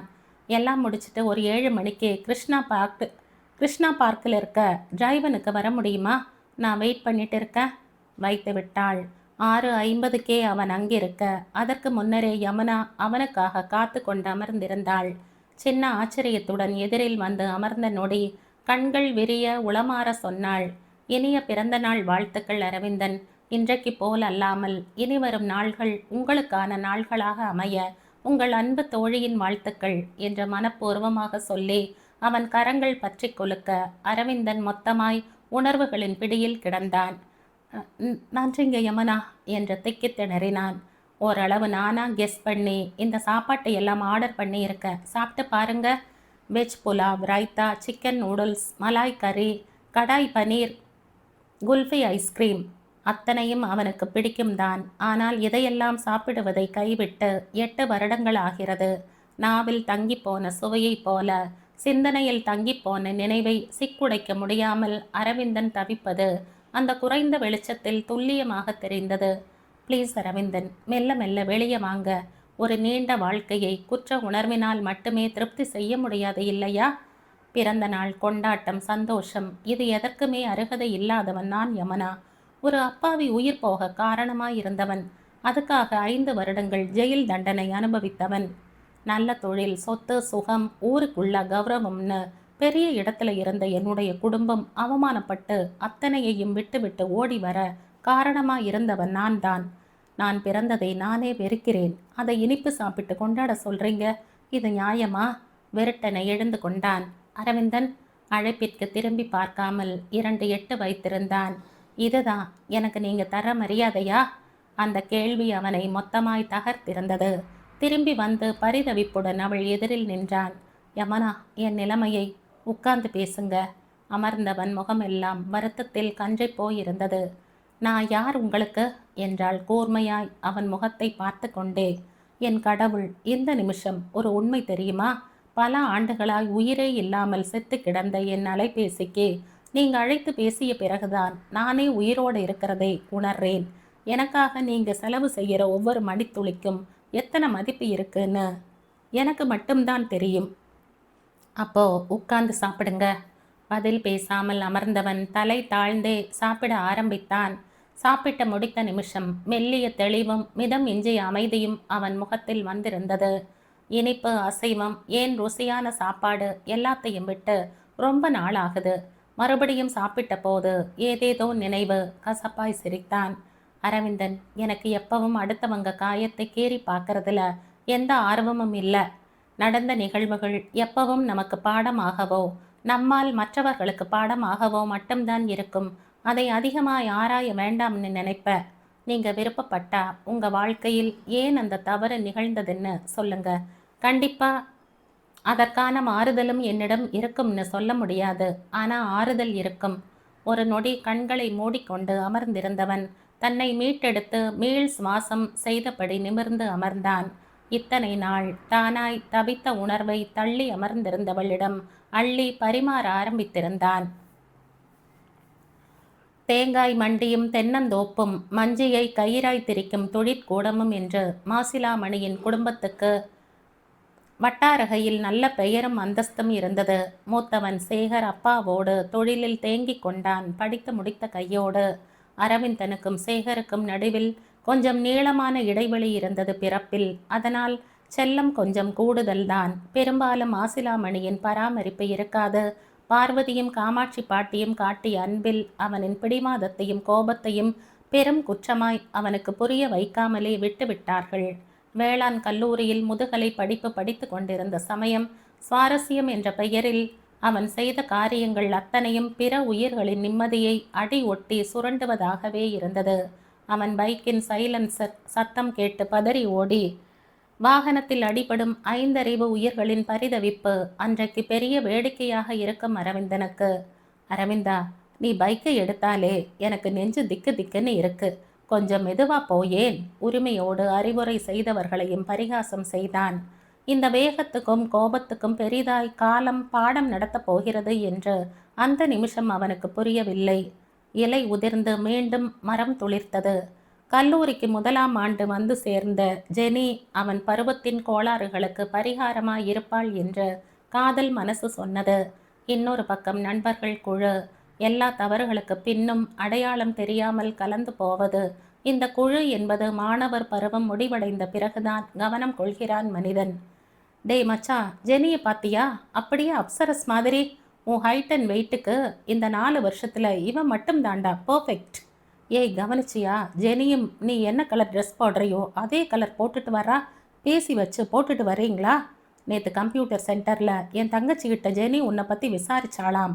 மச்சான், சிக்னல் கிடச்சிருச்சு.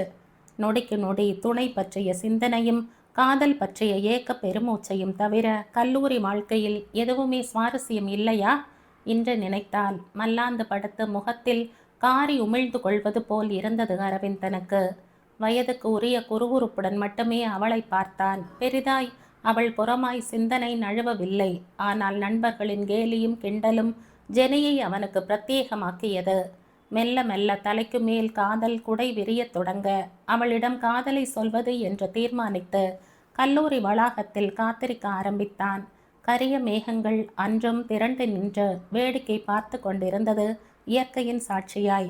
ஜெனியின் அப்பா உடல் நலம் இல்லாமல் வீட்டில் இருக்க ஜெனியின் அம்மா பள்ளி ஆசிரியையாய் இருந்து கொண்டு வந்த சம்பளம்தான் அந்த மொத்த குடும்பத்தின் வாழ்வாதாரம்.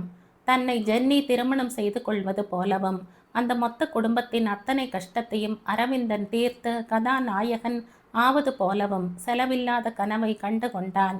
தன்னுடைய அழகிற்கும் அந்தஸ்துக்கும் ஜெனியால் தன்னை மறுக்கவே முடியாது என்று ஆணித்தரமாக நம்பிக்கொண்டு பூங்கொத்தை நீட்டி காதலை சொல்ல ஒற்றை பார்வையில் அவனை புறக்கணித்துவிட்டு போய்விட்டதுதான் முதல் அடி. டேய் மச்சான், பொண்ணுங்க எல்லாம் இப்படித்தான். முதல்ல பிகு பண்ணுவாங்க. கேட்டதும் சரின்னு சொன்னால் மதிப்பு இருக்காது பாரு. நண்பர்களிடம் அதற்கும் சரியான பதில் இருந்தது. அம்மா அப்பா என்று அத்தனை பேர் வார்த்தைகளை விட அன்றைக்கு நண்பர்கள் வார்த்தையே வேத வாக்காக நெஞ்சில் நின்றது. தொடர்ந்து பின்னால் சுற்றினான். பரிசுகளை வாங்கி கொண்டு போய் நீட்டினான். அவள் புறங்கையால் ஒதுக்கிவிட்டு போன போது கோபம் வந்தது. ஆனாலும் காதல் என்ற மாய சொல் அவனை கட்டி வைத்தது. மறுக்க மறுக்க அவளை நொடிகூட விடாமல் நினைக்க ஆரம்பித்தான். சதா நேரமும் ஜென்னி வீட்டு தெருவிலே சுற்ற ஆரம்பித்தான். அக்கம் பக்கம் அரசல் பொரசலாக பேசத் தொடங்க கல்லூரியில் ஒரு பாட இடைவெளியில் ஜென்னியே இவனை தேடிக்கொண்டு வந்து நின்றாள். கண்கள் மலர்ந்து போனது அரவிந்தனுக்கு. ஜெனி என்றான் உளப்பூர்வமான காதலோடு. கொஞ்சம் பேசணும். சரியான கஞ்சம் பிடிச்ச பொண்ணா இருக்கையே ஜென்னி. உன்னை கல்யாணம் பண்ணிட்டு காலம் முழுக்க நிறைய பேசணும்னு நான் காத்திருக்க. நீ என்னன்னா கொஞ்சம் பேசணும்னு சொல்ற? எழுந்து வந்து கைகளை பற்ற போக பதறி விலகி நின்றாள். இதெல்லாம் வேண்டாம். எனக்கு கொஞ்சம் கூட பிடிக்கல. என் குடும்பமே நான் வேலைக்கு போக காத்துக்கிட்டு இருக்கு. எனக்கு பின்னாடி 2 தங்கைகள் இருக்காங்க. அப்பாவுக்கு நடக்க முடியாது. இந்த காதல் கத்திரிக்காய் எல்லாம் யோசிக்க கூட எனக்கு சூழ்நிலை இல்லை என்றாள் யதார்த்தமாக. எனக்கு இதெல்லாம் அவசியம் இல்லை. உனக்கு என்ன பிடிச்சிருக்கா இல்லையா அதை மட்டும் சொல்லு என்றான் மூர்க்கமாக. ஒரு நொடி யோசித்தவள் முகத்தை நேருக்கு நேராய் பார்த்து சொன்னாள், பிடிக்கல, போதுமா? அரவிந்தனின் ஈகோவில் சரியான அடி விழுந்தது. கோபமும் மூர்க்கமும் ஆண் என்ற சிந்தனையும் முந்திக்கொண்டு எட்டி பார்த்தது. ஏன் பிடிக்கல? நீ இருக்கிற இருப்புக்கு என்ன பிடிக்காம போகுதோ? அவ்வளவு திமிரா உனக்கு? என்ன தவிர உன்னை யாருமே கட்ட முடியாது ஜெனி. கர்ஜித்து விட்டு எழுந்து போனதை கல்லூரியே வேடிக்கை பார்த்தது. அன்று முதல் அரவிந்தனின் மதிப்பு கல்லூரியில் தரைமட்டமானது. டேய் மச்சான், அந்த அரவிந்த் பையன் 4 வருஷமா கெத்து காண்பிச்சுட்டே திரிஞ்சான். ஒரு சின்ன பொண்ணை லவ் யூ சொல்ல வைக்க முடியல. காது படவே பேசி சிரிக்க அந்தஸ்தில் பிறந்து ஆர்ப்பாட்டமாய் வளர்ந்து ஈகோவும் கோபமும் துளி குறையாமல் கொண்டவனால் அந்த தோல்வியை எளிதாக கடந்து வரவே இயலவில்லை. ஒரு பெண், அதுவும் பொருளாதாரத்தில் துளி கூட சமம் இல்லாத ஒரு பெண், அத்தனை அந்தஸ்தும் தகுதியும் கொண்ட தன்னுடைய காதலை மறுப்பதா? அதற்கு அனுமதிப்பதா? ஒவ்வொரு நொடியும் அவன் நெஞ்சில் இந்த நினைவு மட்டுமே ஊறிக்கொண்டிருந்தது. உன்னை வேண்டாம்னு சொல்ல அவளுக்கு உரிமை இல்லை அரவிந்தா. நீ என்ன மற்ற பையனுங்க மாதிரி ஏமாத்தி கைவிடவா அவ பின்னாடி சுத்துற? அப்படி சுத்துறவனுகளுக்குத்தான் இது காலம். சத்தியமா நான் விரும்புறேன்டா மச்சான். அவ இல்லாட்டி எனக்கு எதுவுமே இல்லை. உண்மையாகத்தான் நேசித்தான். நேசத்தின் முதல் பாடமே பிற உயிர்கள் மீதான சம நோக்கு என்பதை அந்த நிமிஷம் அவன் உணர தவறிப்போனான். கட்டாய கல்யாணம் வரைக்கும் யோசித்தவன் இறுதியாய் அவளிடம் ஒரு முறை பேசி பார்க்கலாம் என்ற மறுக்க பைக்கில் ஏற்றி கொண்டு பார்க்குக்கு போனான். இப்படியெல்லாம் நடந்தா நான் போலீஸில் தான் கம்ப்ளைண்ட் பண்ண வேண்டி வரும் அரவிந்தன். உங்களுக்கு என் மேலே காதல் வந்தால் போதாது, எனக்கும் வரணும். வரலைன்னா என்னை வற்புறுத்துவீங்களா? கத்தி ஆர்ப்பாட்டம் போட்டதை சுற்றி இருந்தவர்கள் வேடிக்கை பார்த்தார்கள். தன்னுடைய துணிவை மெல்ல மெல்ல இழக்கத் தொடங்கிய ஜெனி ஒரு கட்டத்தில் விசும்பி அழ ஆரம்பிக்க சூழ்நிலை சரியில்லை என்று உணர்ந்த அரவிந்தன் அவளை திருப்பி கொண்டு போய் விடவே பைக்கில் அழைத்து கொண்டு வந்தான். கோபமா, ஆற்றாமையா அல்லது வெறுமையா, ஏதோ ஒன்று அவன் கவனம் பிசகி வண்டி பள்ளத்தில் சரிய லேசான காயத்துடன் அரவிந்தன் தப்பிக்க ஜெனியை இயந்திரம் வைத்துத்தான் மீட்டு கொண்டு போனார்கள். ஒரு தலையாய் காதலித்தான். வற்புறுத்தி பைக்கில் அழைத்து சென்றான். மறுத்ததால் பள்ளத்தில் உருட்டி கொல்ல முயற்சி செய்தான். மரண வாக்குமூலத்தில் கூட அவனை புரிந்து கொள்ளாமலே வாக்குமூலம் தந்துவிட்டு போய்விட்டாள் ஜெனி. சுற்றமும் உறவும் கல்லூரியும் ஜெனி வீட்டின் தெரிவாசிகளும் பூங்காவில் இவர்களை வேடிக்கை பார்த்தவர்களும் வழி நெடுகிலும் இருந்த சிசிடி கேமராக்களும் காட்சி பொருளாய் நின்ற அத்தனையும் கண்முன் விரித்து சாட்சி சொன்னது.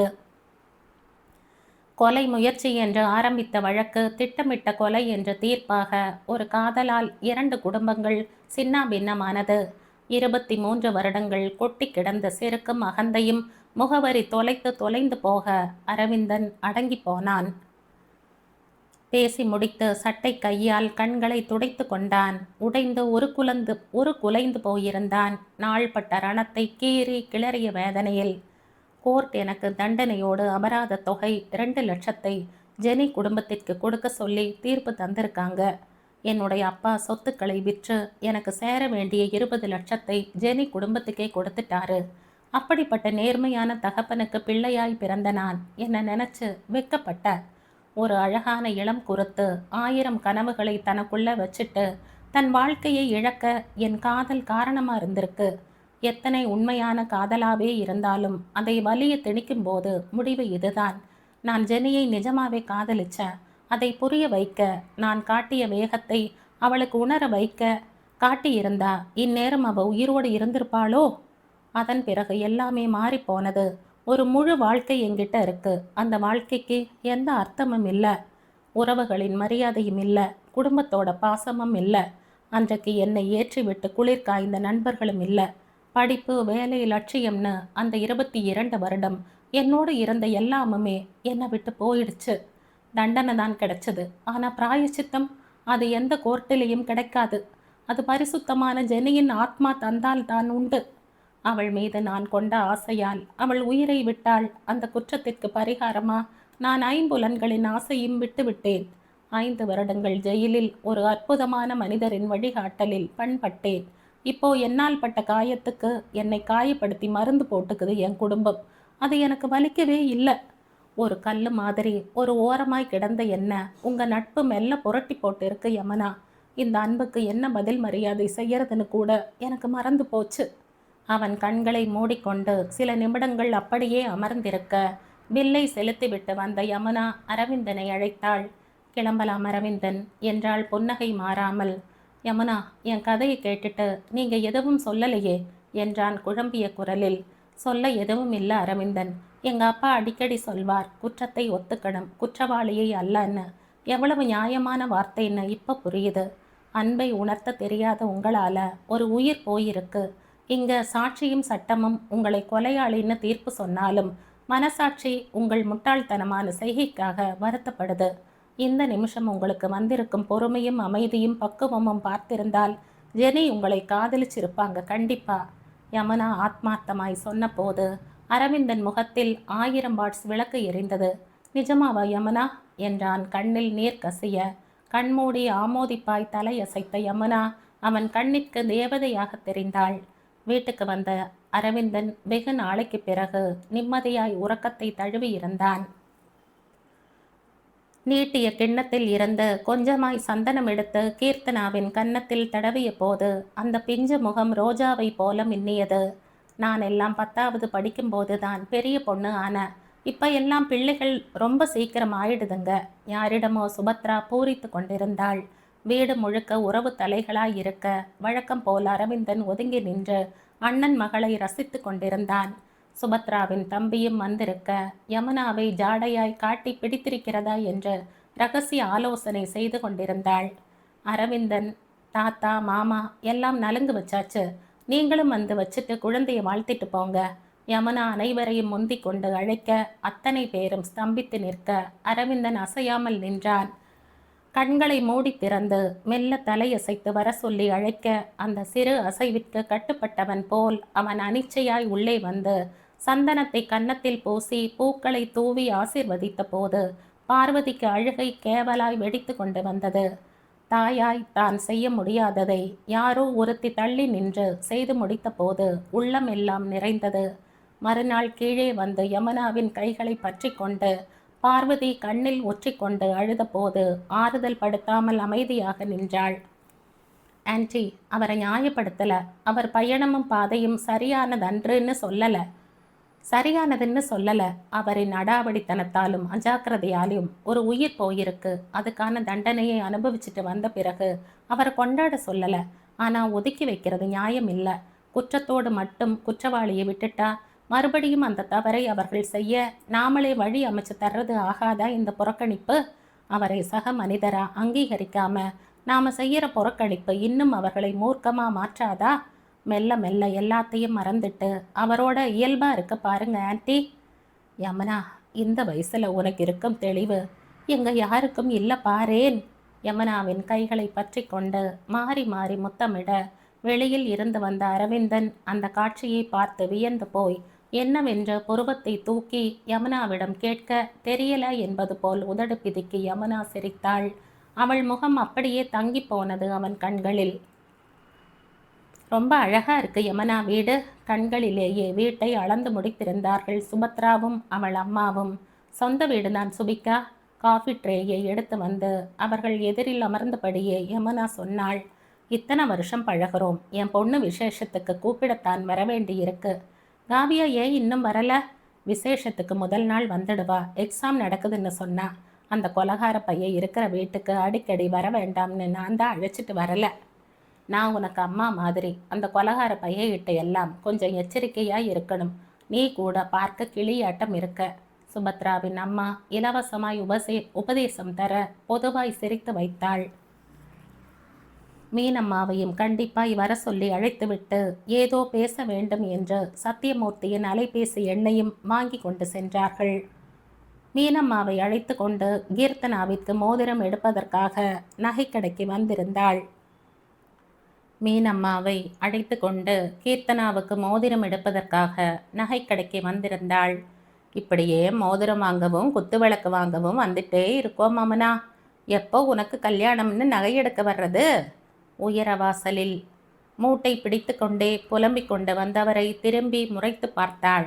இப்படி புலம்பிக்கிட்டே வந்தா கடை வாசல்லையே காணாம போட்டுட்டு போயிடுவேன் மீனம்மா ஏன் பேச மாட்ட? பாதி காலம் உன் அப்பனை வளர்த்த, மீதி காலம் உன்னை வளர்த்த. இப்படி எடுத்தெறிஞ்சு பேசுகிற உங்ககிட்ட மல்லு கட்டாம காசி ராமேஸ்வரம்னு போயிருந்தா புண்ணியமாவது இருந்திருக்கும். கோபித்து கொண்டே அத்தையை முகவாயை பற்றி சீண்டி சிணுங்கிக் கொண்டே கடைக்குள் வர உள்ளே இருந்த அரவிந்தன் விழிகள் ஆச்சரியத்தில் விரிந்து போனது. அட அரவிந்தன்! கொஞ்சம் சத்தமாகவே அடைத்துவிட்டு நாக்கை துருத்தி சுதாரித்து கொண்ட மேனரிசம் அழகாக இருந்தது. இந்த சிந்தனை படிந்த நொடி வேகமாய் பார்வையை அவளிடம் இருந்து பீய்த்து கொண்டான். அதற்குள் யமுனா பக்கத்தில் வந்து விட்டாள். என்ன சார், பெரிய பணக்காரன் ஆயிட்டீங்களா? ஷாப்பிங் பலமா இருக்கே. யமுனா கேலி செய்ய மென்மையாக சிரித்து கொண்டான். சும்மாதான் என்றான் தயக்கத்தோடு. பாருடா இந்த அரவிந்த் சார, பொழுது போகாட்டி சுற்றி பார்க்க நகைக்கடைக்கு வர்றத. அதற்குள் அவன் வாங்கிய நகை பட்டுவாடா செய்யப்பட்டிருக்க வாங்கி கொண்டு தலை அசைத்து நகரப்போனவன் மெல்லிய தயக்கத்தோடு யமுனாவை ஏறிட்டான். யமுனா, இது கீர்த்தனாவுக்கு வாங்கினது. நான் வாங்கினதுன்னு தெரிஞ்சா அண்ணி ஏற்றுக்க மாட்டாங்க. நீங்கள் ப்ரெசன்ட் பண்ண மாதிரி தந்துடுறீங்களா? அவன் கண்களை கூர்ந்து பார்த்தாள். உங்கள் மேலே உங்களுக்கு நம்பிக்கை இருக்கா அரவிந்தன்? ஒரு பிழையும் குற்றமும் மறுபடியும் உங்கள் வாழ்க்கையில் வராதுன்னு நம்புறீங்களா? அப்போது உங்கள் மேலே படியிற அழுக்குகளை நீங்கள் சுத்தப்படுத்தணும். அதை விட்டுட்டு ஓடி ஒளியக்கூடாது. ஃபங்க்ஷனில் நீங்களே கம்பீரமாக இது கீர்த்தனா கிட்ட கொடுங்க. மறுத்து பேசுகிறவங்களுக்கு உங்களை புரிய வைங்க. உங்கள் கடின உழைப்பில் வாங்கின அன்பளிப்பை நீங்கள் தர்றது தான் மரியாதை.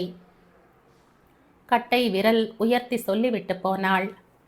நாட் பேட் யமுனா, ஓரளவுக்கு காஃபி போடுற.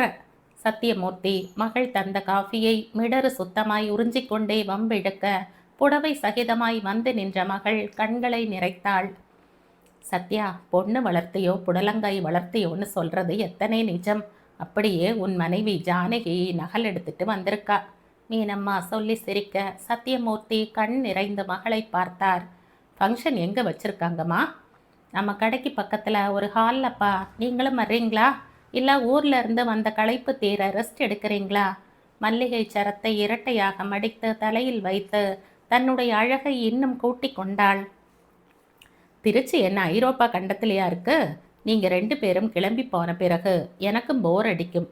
நான் அப்படியே கொஞ்ச நேரம் அங்கே இருந்துட்டு நம்ம கடைக்கு வந்துடுறேன். சத்தியமூர்த்தியின் இசைவான வார்த்தைகளில் யமுனா துள்ளி கொண்டு உள்ளே நகர மீனம்மா யோசனையாய் வந்து முன்னே அமர்ந்தார்.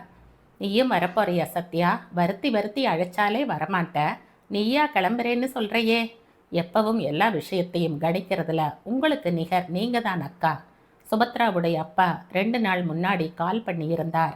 சுபத்ராவை பற்றி சொல்லிட்டு யமுனாவை அவங்களுக்கு எப்படி தெரியும்னு சொன்னார். அவர் பையனுக்கு யமுனாவை பேசலாம்னு யோசிக்கிறாங்க. இந்த ஃபங்க்ஷனுக்கு என்னை அழைச்சதும் அவர்தான். நல்ல இடமா இருந்தால் பேசலாம்னு தான் நானும் கிளம்பி வந்தேன். குறை நிறைகள் தெரிந்த மனிதர்கள் மத்தியில் சம்பந்தம் செய்துக்கிறது என்னை பொறுத்தவரை சரின்னு நினைப்பேன். யமுனாவுக்கு இது பற்றி தெரியாது.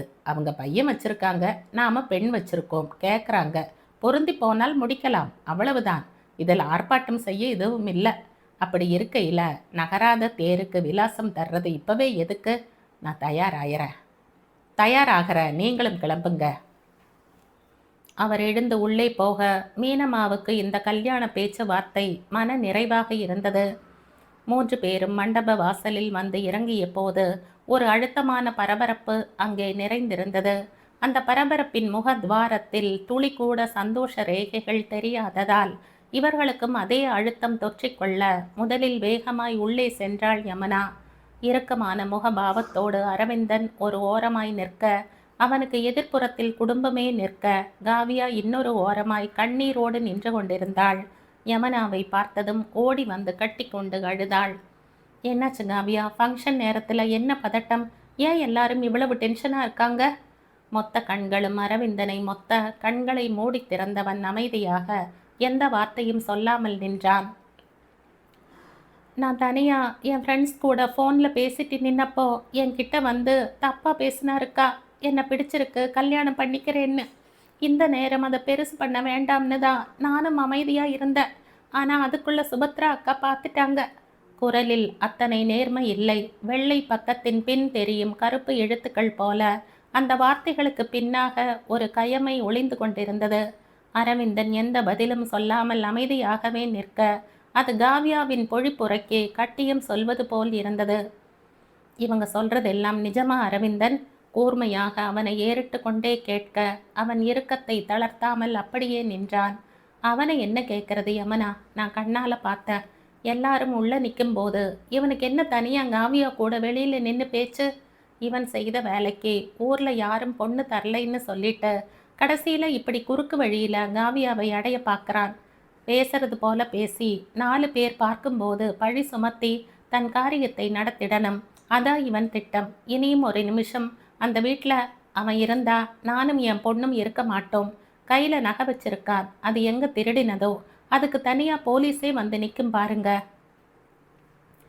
இந்த சந்தர்ப்பத்தை காட்டி தன் சொந்த பகையை தீர்த்து கொள்கிறாள் போல் தான் தோன்றியது. ஈரம் இனுக்காய் ஒட்டி கொண்டிருந்த அவமானத்தின் கரிப்பு அவன் கண்களின் ஓரம் மின்னுவது புரிந்தது. பேசுங்க அரவிந்தன், ஏன் இத்தனை அமைதி? குறைந்தபட்சம் அந்த நகைக்கு பின் இருக்கும் உண்மையையாவது பேசுங்க. இனி பேச என்ன இருக்கு? இவனால பட்ட அவமானங்கள் போதும்னு இருக்கு. இப்படி ஒரு பிள்ளை எங்களுக்கு பிறக்கலைன்னு நினச்சிட்டு இருந்துடுறோம். இவனால பட்ட காயத்துக்கு மருந்து போட்டு முடிக்கும் முன்னே பக்கத்தில் புறையோடி கொண்டு ஆழமாக கிழிச்சிட்டு புது காயம் முளைச்சிட்டு நிற்கிது. ஒரு நல்ல நாளும் இல்லை, சந்தோஷமும் எங்களுக்கு இல்லை. இவனால் இன்னும் எத்தனை அனுபவிக்க எழுதியிருக்கோ தலையில்? மாசிலாமணி சொல்ல அரவிந்தனின் உடல் இன்னும் விரைத்து போக மெதுவாக திரும்பியவன் அங்கே தன்னையே வெறித்து கொண்டு நின்ற சத்தியமூர்த்தியை பார்த்து ஒரு நிமிடம் நிலைகுத்தி நின்றான். கண்கள் கலங்க, கைகள் தன்னால் உயர, இரு கைகளையும் குவித்து கொண்டு நடுங்கும் பார்வை பார்த்தான். தப்பு எதுவும் செய்யல சார், அப்படி பார்க்காதீங்க என்ற போது இத்தனை நேரம் ஒட்டடை பிடித்து கொண்டிருந்த மௌனம் உழுது போக கண்கள் கரகரத்து சுரந்து கொண்டிருந்தது அரவிந்தனுக்கு. முன் இருந்த இருக்கையில் முள்மேல் அமர்வது போல் அமர்ந்து கிடந்தவனை பார்த்து கொண்டே இருந்தார் சத்தியமூர்த்தி. இறுக்கி பிணைத்த கரங்களோடு அமர்ந்திருந்தான். முதல்ல இந்த டீயை எடுத்து குடி அரவிந்தன் என்றார் மென்மையாக. மறுவார்த்தை பேசாமல் ஒரே மூச்சில் குடித்து முடித்தான். இப்ப சொல்லுங்க, ஏன் இத்தனை பதட்டம்? என்னை பார்த்ததும் துடிச்சிட்டு பேசிய வார்த்தைகளை அத்தனை நேரம் அங்க நின்னப்ப ஏன் பேசல? நமக்காக நாமே வாதாடாட்டி, நம்முடைய நியாயங்களை நாமே பேசாட்டி யார் பேச போறாங்க? அதே அன்பு கலந்த கண்டிப்பு. இந்த வார்த்தைகளுக்கும் அதில் வடியும் வாத்சல்யத்துக்கும் மயங்காத மனம் ஏது ஜெயிலில்? நம்மிடம் நியாயம் இருக்கலாம், அதற்கு மரியாதை இருக்காத இடத்தில் பேசி எந்த பயனும் இல்லையே சார். என் கண்களில் வெளிச்சம் இருக்குதான், அது இருண்ட அறைக்கு வெளிச்சம் மூட்ட உதவாதுதானே? ஆஹா! தன்னை மறந்து சத்தியமூர்த்தி கைகளை தட்ட அவரின் உற்சாகம் யமுனாவையும் தொற்றி கொண்டது. என்ன அழகான விவரணை! என்ன நடந்ததுன்னு எங்கேயாவது சொல்லுங்க. இங்க உங்களை தடுமாற வைக்கும் எந்த இருளும் இல்லை. இது உங்களுடைய பிரச்சனைகளை தெரிந்து கொள்ளும் சுவாரஸ்யத்துக்காக இல்லவே இல்லை. மாறாக என் கண்காணிப்பிலும் வழிகாட்டுதலும் இருந்த ஒரு நபரின் வாழ்க்கை குறித்து எனக்கான அக்கறை இது.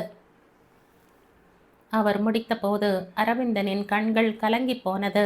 கைதி, குற்றவாளி என்ற பதங்களை கவனமாக கையாளாமல் தவிர்க்கும் அந்த நேர்மைக்கு பின் இருக்கும் கம்பீரம் அவன் அறியாததா?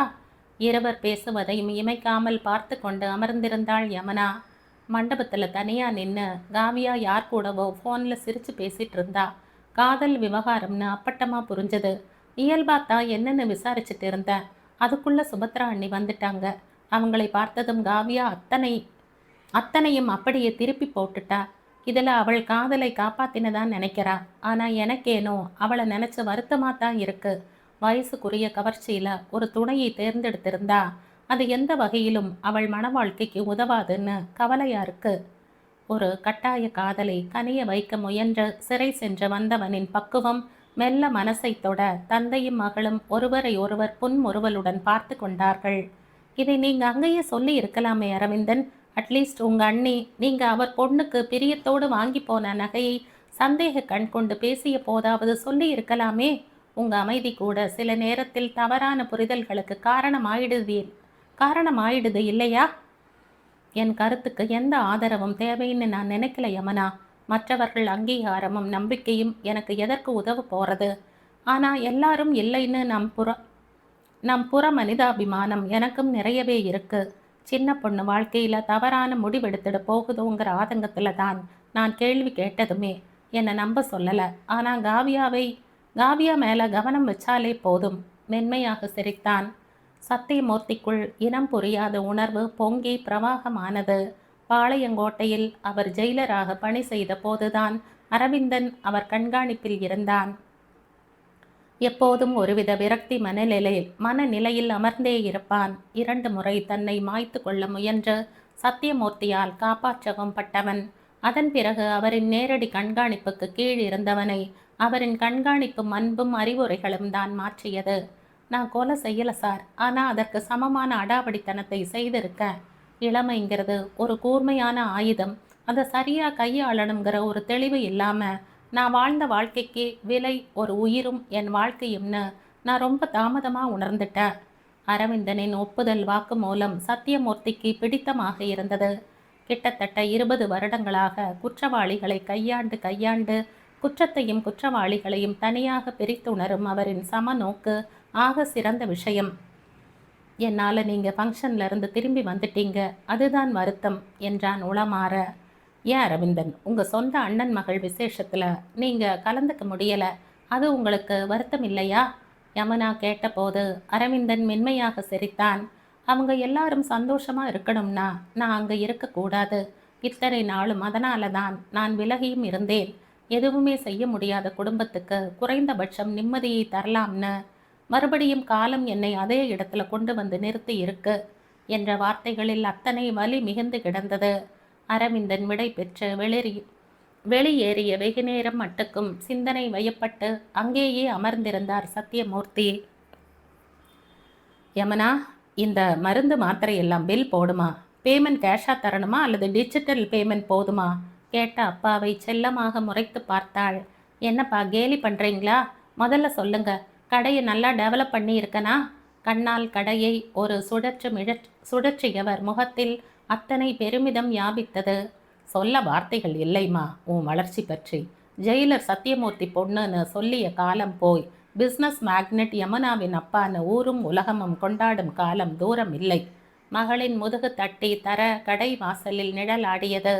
மாசிலாமணி, சுபத்ரா, அவள் அப்பாவும் நின்றிருக்க இன்முகத்துடன் வரவேற்று நாற்காலிகளை நகர்த்தி அவர்கள் அமர போட்டாள் யமுனா. அவ்வளவு தூரம் வந்துட்டு உள்ள வராம போனது ரொம்ப வருத்தமா இருந்தது. எல்லாத்துக்கும் காரணம் அவன்தான். தயவு செய்து எங்களை மன்னிச்சிடுங்க. மாசிலாமணி வந்ததும் வராததுமாக ஆரம்பிக்க சத்தியமூர்த்தி மறுப்பாய் கையசைத்தார். அப்படி எதுவும் இல்லை. சிறைச்சாலை ஒரு சீர்திருத்த பள்ளின்னா அங்கே வருகிற ஒவ்வொரு கைதியும் எனக்கு மாணவர்கள்தான். அதில் வயது வித்தியாசம் இல்லை. அந்த சூழ்நிலையில் எனக்கு மற்ற எல்லாவற்றையும் விட அரவிந்தனை அரவணைக்கிறது மட்டுமே பிரதானமாக தோணுச்சு. அதான் இப்போ சந்திச்சிருக்கோமே, இப்போ இன்னும் இடையூறு எதுவும் இல்லாமல் பேசலாம் இல்லையா? அரவிந்தனை அத்தனை இலகுவாக கடந்து போனது சுபத்ராவுக்கு உவப்பாக இல்லை என்றாலும் அமைதியாகவே அமர்ந்திருந்தாள். நான் சுபத்ராவோட அப்பா, நான் தான் உங்களுக்கு கால் பண்ணி பேசி இருந்தனே என்றபடி யமுனாவை கண்களால் ஆராய மீசையை நீவிக்கொண்டே மென்மையாக தலையசைத்தார் சத்தியமூர்த்தி. தாராளமாக யமுனா முன்னாடியே பேசலாம் சார். நாம் எத்தனை பேசினாலும் வாழப்போகிற அவங்க தான் இதற்கான முடிவை எடுக்கணும். என் பையன் MBA முடிச்சுட்டு ஐடியில் வேலை பார்க்குறான். இப்போ பெங்களூரில் இருக்கான். உங்கள் பொண்ணை முடிக்கணும்னு சுபத்ராவுக்கு விருப்பம். ஒரு புது உறவு மலர்வதற்கு முன்னாக கருகி சருகான இன்னொரு உறவு முறை பற்றி நாம் பேசினா நல்லா இருக்கும். அரவிந்தன் கிட்டத்தட்ட 3 வருடங்களுக்கு மேல் என்னுடைய கண்காணிப்பில் இருந்திருக்கார். அங்கே அவரின் செயல்களில் வாழ்க்கையில் நேர்மையில் ஏற்பட்ட நேர்மறையான மாற்றத்தை கண்கூடாக பார்த்தவன். இன்னும் நீங்கள் அவரை ஒதுக்கியே வைக்க காரணம் என்னன்னு தெரிஞ்சுக்கலாமா? சத்தியமூர்த்தி கடினம் இல்லாத இயல்பான குரலில் கேட்டாலும் அங்கே ஒருவித சலசலப்பு அவர்களின் கண்களில் தென்பட்டது. சார், இப்போ அவனை பற்றி எதுக்கு பேசிட்டு? பெத்த தகப்பனான நானே அவனை தூக்கி எறிஞ்சிட்டேன். ஒரு குற்றவாளியுடைய குடும்பம்னு சொல்லிக்க எங்களுக்கு துளி கூட இஷ்டமில்லை சார். அவனை கடந்து பேசுங்க. ஜெயிலராக இருந்து நீங்கள் தர சான்றிதழை ஒரு தகப்பனா என்னால் தர முடியலை, தரவும் முடியாது. அவனுடைய நடவடிக்கைகளால் ஒரு குடும்பம் சீரழிஞ்சிருக்கு, ஒரு உயிர் போயிருக்கு. அதுக்கு கோர்ட்டு தந்த தண்டனைகள் போதுமானதுன்னு நான் நினைக்கல. இது மாதிரி தவறு செய்கிறவங்களை அவர்கள் சார்ந்த மொத்த குடும்பமும் ஒதுக்கி வைக்கணும். தண்டனைகள் கடுமையானாத்தான் குற்றங்கள் குறையும். இதையும் நான் சொல்லித்தான் நீங்கள் தெரிஞ்சுக்கணும்னு இல்லை.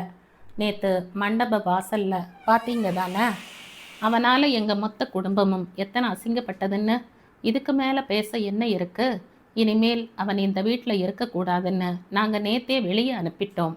ஏன்னா எதுக்கும் உதவாத அவனை தக்க வச்சுக்கிறதுக்காக என் மூத்த மகனையும் மருமகளையும் இழக்க நாங்கள் விரும்பலை. துளி கூட குரலில் மாறாட்டம் இல்லாமல் சொல்லி முடித்த போது சத்தியமூர்த்தி அதிர்ந்து போயிருந்தார். கண்டிப்பாக உங்கள் வார்த்தைகளை நான் ஒத்துக்கிறேன். தண்டனை கடுமையானால் குற்றம் குறையும் தான். ஆனால் குற்றத்தை உணர்ந்து ஒரு மனிதன் திருந்திய பிறகும் உடலாலும் உணர்வாலும் அவனை தண்டிக்கிறது என்ன நியாயம்? தெரியல. கொலை செய்யாத போதும் தன்னுடைய அடாத அரவிந்தன் ஒரு உயிர் போக காரணமாக இருந்திருக்கார். அதை மறுக்கவே முடியாது. சக உயிர்களின் உணர்வை மதிக்காத அரவிந்தன் தான் அநாத இல்லங்களுக்கும் வாயில்லாத ஜீவன்களுக்கும் ஓடி ஓடி உதவி செய்யறார். இந்த மாற்றமே அவளின் வாழ்க்கை மாறிடுச்சுன்னு உங்களுக்கு சொல்லலையா? அவரோட வாழ்க்கை மாறிடுச்சுன்னு உங்களுக்கு சொல்லலையா? ஒரு ஆசிரியராக நான் சான்று தரலாம், அதை ஏற்றுக்க முடியாதுன்னு சொன்னீங்க. ஒரு மாணவனுக்கான நல் சான்றிதழை ஆசிரியரை தவிர யார் தர முடியும்? எல்லாத்துக்கு மேலே இந்த 5 ஆண்டு தண்டனை போதுமான்னு நீங்கள் கேட்டீங்க. ஒரு மனுஷனோட மனசாட்சி மட்டும் விழிச்சுட்டா அது தர்ற தண்டனை 1000 தூக்கு தண்டனைக்கும் லட்சம் ஆயுள் தண்டனைக்கும் சமம். நீங்கள் ஏற்றுக்கிட்டாலும் மறுத்தாலும் இந்த தண்டனையை அரவிந்தன் தன் வாழ்நாள் முழுக்க அனுபவிச்சே ஆகணும். ஏன்னா அவர் மனசாட்சி விழித்து ரொம்ப நாள் ஆகுது. சத்தியமூர்த்தி முடித்த போது நீண்ட மௌனம் நிலவியது. இந்த விஷயத்தை விட்டுட்டு நாங்கள் வந்த விஷயத்தை பேசினா நல்லா இருக்கும். சுபத்ரா வெடுக்கன சொன்னது புளிப்பாக இருந்தது. சிறைக்கு பிறகு வாழ்க்கைக்கு திரை இல்லாமலா? சிறைக்கு பிறகு வாழ்க்கைக்கு திரை இல்லைம்மா. எல்லாரும் திருந்தி வருவாங்கன்னு நான் பொத்தாம் பொதுவாய் சொல்ல வரலை. ஆனால் திருந்தியும் வரந்தியும் வந்திருக்க ஒரு உயிருக்கு அதற்கான அங்கீகாரத்தை கொடுங்க. சத்தியமூர்த்தி இதமாக முடித்த போது சுபத்ரா விழுக்கென எழுந்து யமுனாவின் முன்பாக போய் நின்றாள். நல்ல விஷயத்தை பேச வந்தா உங்கள் அப்பா அந்த கொலகாரனை பற்றியே பேசிகிட்டு இருக்காரு. அவர் தான் ஜெயிலையே உழன்று நல்லவனுக்கும் கெட்டவனுக்கும் வித்தியாசம் தெரியாமல் இருக்காரா? தெரியலை. நேற்று நடந்ததை நீ நேரில் பார்த்த இல்லை? ஒரு நிமிஷத்தில் காவியா கிட்ட நடந்துக்க தெரிஞ்ச முறைய இனியும் அவனை நம்பி எப்படி நாங்கள் உள்ள விடுறது? தப்பு சுபிக்கா. காவியாவுக்கு ஏதோ காதல் விவகாரம் போல இருக்கு. அது என்னன்னு விசாரிக்கத்தான் அரவிந்தன் அங்கே நின்று இருக்கார். அரவிந்தன் பக்கம் நீங்கள் போட்டுட்டு இருக்கிற திரையை விலக்கிட்டு பார்த்தா அவரின் மாற்றம் புரியும். யமுனா தன்மையாகத்தான் சொன்னாள். அந்த வார்த்தைகள் சுபத்ராவுக்கு கோபத்தையும் பதட்டத்தையும் உண்டாக்க ஆத்திரமா யமுனாவை பார்த்தார். என்ன மனா? என்ன யமுனா, உன்னை பெண் கேட்டு வந்ததுக்கு எங்கள் வீட்டு பெண் மேலே பழிய போடுறியா என்ற சுபத்ராவின் முகத்தில் அப்பட்டமாய் அதிருப்தி தெரிந்தது. இதில் எந்த பழி பாவமும் இல்லை. காவியா காதலிச்சா அது யாருன்னு விசாரித்து சேர்த்து வைங்க. பொன்முறுவல் மாறாமல் சொல்ல சுபத்ரா விருட்டென கடையை விட்டு வெளியில் வர அவள் அப்பாவும் ஆசிலாமணியும் வேகமாக அவளை பின்பற்றி கொண்டு வந்து நின்றார்கள். ஜன நெருக்கடியும் நடமாட்டமும் மிகுந்த சாலையை கண்களால் ஆராய்ந்தபடியே குரலை உயர்த்தினாள். எனக்கு முன்னமே தெரியும் அவன் கொலைகாரன். அவன் கூட பழகாதேன்னு சொன்னதையும் மீறி நட்பு பாராட்டினது. ஊரே குற்றவாளின்னு சொன்னப்போ அவனுக்கு வக்காலத்து வாங்கினதுக்கு பின்னாடி எல்லாம் என்ன கன்றாவி இருக்கோ? இப்படின்னு தெரியாம பெண் கேட்க உங்களை வர சொன்னது என் தப்பு தான்ப்பா. என்னை மன்னிச்சிடுங்க. தம்பிக்கு நல்ல ஒழுங்கான பெண் கிடைக்கும், விட்டு தள்ளுங்க. வார்த்தைகளை வீசிய போது அக்கம்பக்கம் தலைகள் எல்லாம் வெளியில் எட்டி பார்த்தன. அமிலத்தை கக்கிவிட்டு போனவர்களை பார்த்து கொண்டே நின்றாள் விரக்தியோடு. சத்தியமூர்த்தி மென்மையாக மகளின் தோளில் கைகளை படர விட்டார். கண் கலங்கி போனது யமுனாவுக்கு. பதிலுக்கு பதில் பேசினா கோபம் மூங்கில் மரம் போல விஸ்வரூபமா வளரும். அவங்க இவ்வளவுதான். குற்றம்ங்கிறது பிறர் உடலையும் உடமையையும் காயம் பண்றதும் அபகரிக்கிறதும் மட்டுமல்ல, பிறர் தன்மானத்தை தோல் உரிக்கிறதும் பிறர் மேல பழி சுமத்துறதும் கூட குற்றம்னு இவங்க எல்லாம் உணரவே மாட்டாங்க. கடந்து வந்துடு யமுனாமா. இப்போ அரவிந்தன் இங்கே இல்லைன்னு சொல்றாங்க. எங்க போனார்னு தெரியலையே. அவரோட நம்பர் கொடுமா, நான் பேசணும் என்றார் அழுத்தமாக. இலையுதிர்காலம் முடிந்து இளம் தளிர்கள் தலை நீட்டி கொண்டிருந்தது. புது வீடும் புது சூழலும் கூட மனதுக்கு ரம்யத்தை தரவே இல்லை. ஏதோ இனம் புரியாத வெறுமை நெஞ்சு குழிக்குள் கொப்பளித்து கொண்டே இருந்தது. காஃபி தரட்டுமா? ஏதோ சிந்தனையாவே இருக்கீங்களே. பார்வதி பக்கத்தில் வந்து கேட்க மாசிலாமணி சிந்தனையை துரத்திவிட்டு முகத்தை நிமிர்த்தி பார்த்தார். சாப்பிடவும் தூங்கவும் செய்யறதை தவிர வேற என்ன கடமை இருக்கு இந்த உடம்புக்கு? வேண்டாம் விடு. சுபத்ரா எங்க? மார்க்கெட் போயிருக்கா. நிறைய மருந்து மாத்திரை வாங்க வேண்டியிருக்கு. அவகிட்ட தந்து அனுப்ப எனக்கு உசிதமே இல்லை. அந்த வீட்டில் இருக்கிற வரைக்கும் கீழே இறங்கி வந்தா யமுனா கடை இருக்கும். மனசு விட்டு பேசிட்டு மருந்து வாங்கிட்டு வருவேன். இதில் உடம்புக்கும் மருந்து, மனசுக்கும் மருந்து.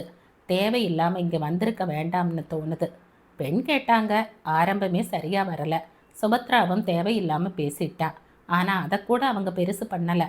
அப்படி இருந்தும் ஒரே அடியா வீடு மாறி வரணும்னு நின்னுட்டா. பிடிவாதம்.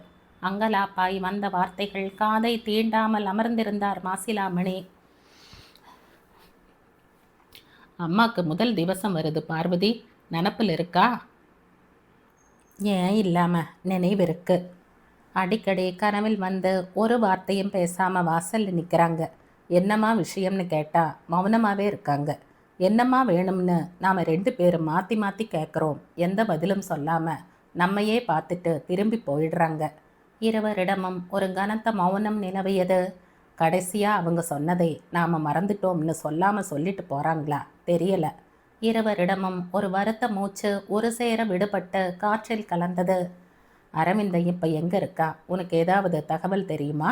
பார்வையை எங்கோ பதித்து கொண்டு கேட்ட கணவரை அதிசயமாக பார்த்தபடி ஏதோ சொல்ல முற்பட சரியாக மாசிலாமணியின் அலைபேசி அடித்தது. பேசியவரும் பேசிய வார்த்தைகளையும் மெல்லிய குழப்ப விதை தூவ சிந்தனையோடு தலையசைத்தார். எந்த அப்பழுக்கும் இல்லை வந்தவர் முகத்தில். அந்த மிடுக்கும் கம்பீரமும் அப்படியே இருந்தது. பார்வதி கொண்டு வந்து தந்த காஃபியை எந்த மறுப்பும் சொல்லாமல் பருகி கொண்டிருந்தார். வீடு ரொம்ப நல்லா இருக்கு. ரொம்ப நன்றி. ஏதோ அன்றைக்கு இருந்த கோபம் உங்ககிட்டையும் யமுனா கிட்டையும் சொல்லாமல் கிளம்பி வந்துட்டோம். பிற்பாடு யோசிக்கும்போது எங்கள் செயல்லையும் சிந்தனையிலையும் பக்குவம் இல்லைன்னு மனசாட்சி சொல்லுச்சு. யமுனா எங்களுக்கு எத்தனையோ உதவியாக இருந்திருக்கா. இப்படி அவளை புறக்கணிச்சிட்டு வந்திருக்க கூடாது. பார்வதி ஆத்மார்த்தமாக சொன்னபோது சத்தியமூர்த்தியின் முகத்தில் இருந்த புன்னகை இன்னும் அகலமானது. கோபத்தில் எடுக்கிற எல்லா முடிவுகளும் அது வடிந்த பிறகு முரணாத்தான் இருக்கும். பரவாயில்லம்மா, இப்போவாவது புரிஞ்சுக்கிட்டதுக்கு நன்றி. திடீர்னு கால் பண்ணி உங்களை சந்திக்கணும்னு சொன்னதும் லேசான குழப்பமாக இருந்தது. மாசிலாமணி சொன்னதும் அதே மாறாத புன்னகையுடன் கொண்டு வந்திருந்த கட்டை பையில் இருந்த தாம்பூல தட்டை எடுத்து தேங்காய், பழங்கள் என்ற வரிசையாக அடுக்கி நடு மையத்தில் மஞ்சள் பூசி அழைப்பிதழையும் வைத்து மாசிலாமணி பார்வதியும் இருவரையும் நிற்க வைத்து தர இருவருக்கும் நிகழ்ந்து போனது. ரொம்ப சந்தோஷம் சார். யமுனாவுக்கு கல்யாணமா? உண்மையை சொன்னா எங்களுக்கு யமுனா பெண் இல்லாத குறையை தீர்த்து வைத்து கொண்டிருந்தாள் ஒரு காலகட்டத்தில். இப்பத்தான் சில கனிவுகளின் வாத்சல்யம் நிஜமாவே வருடுது.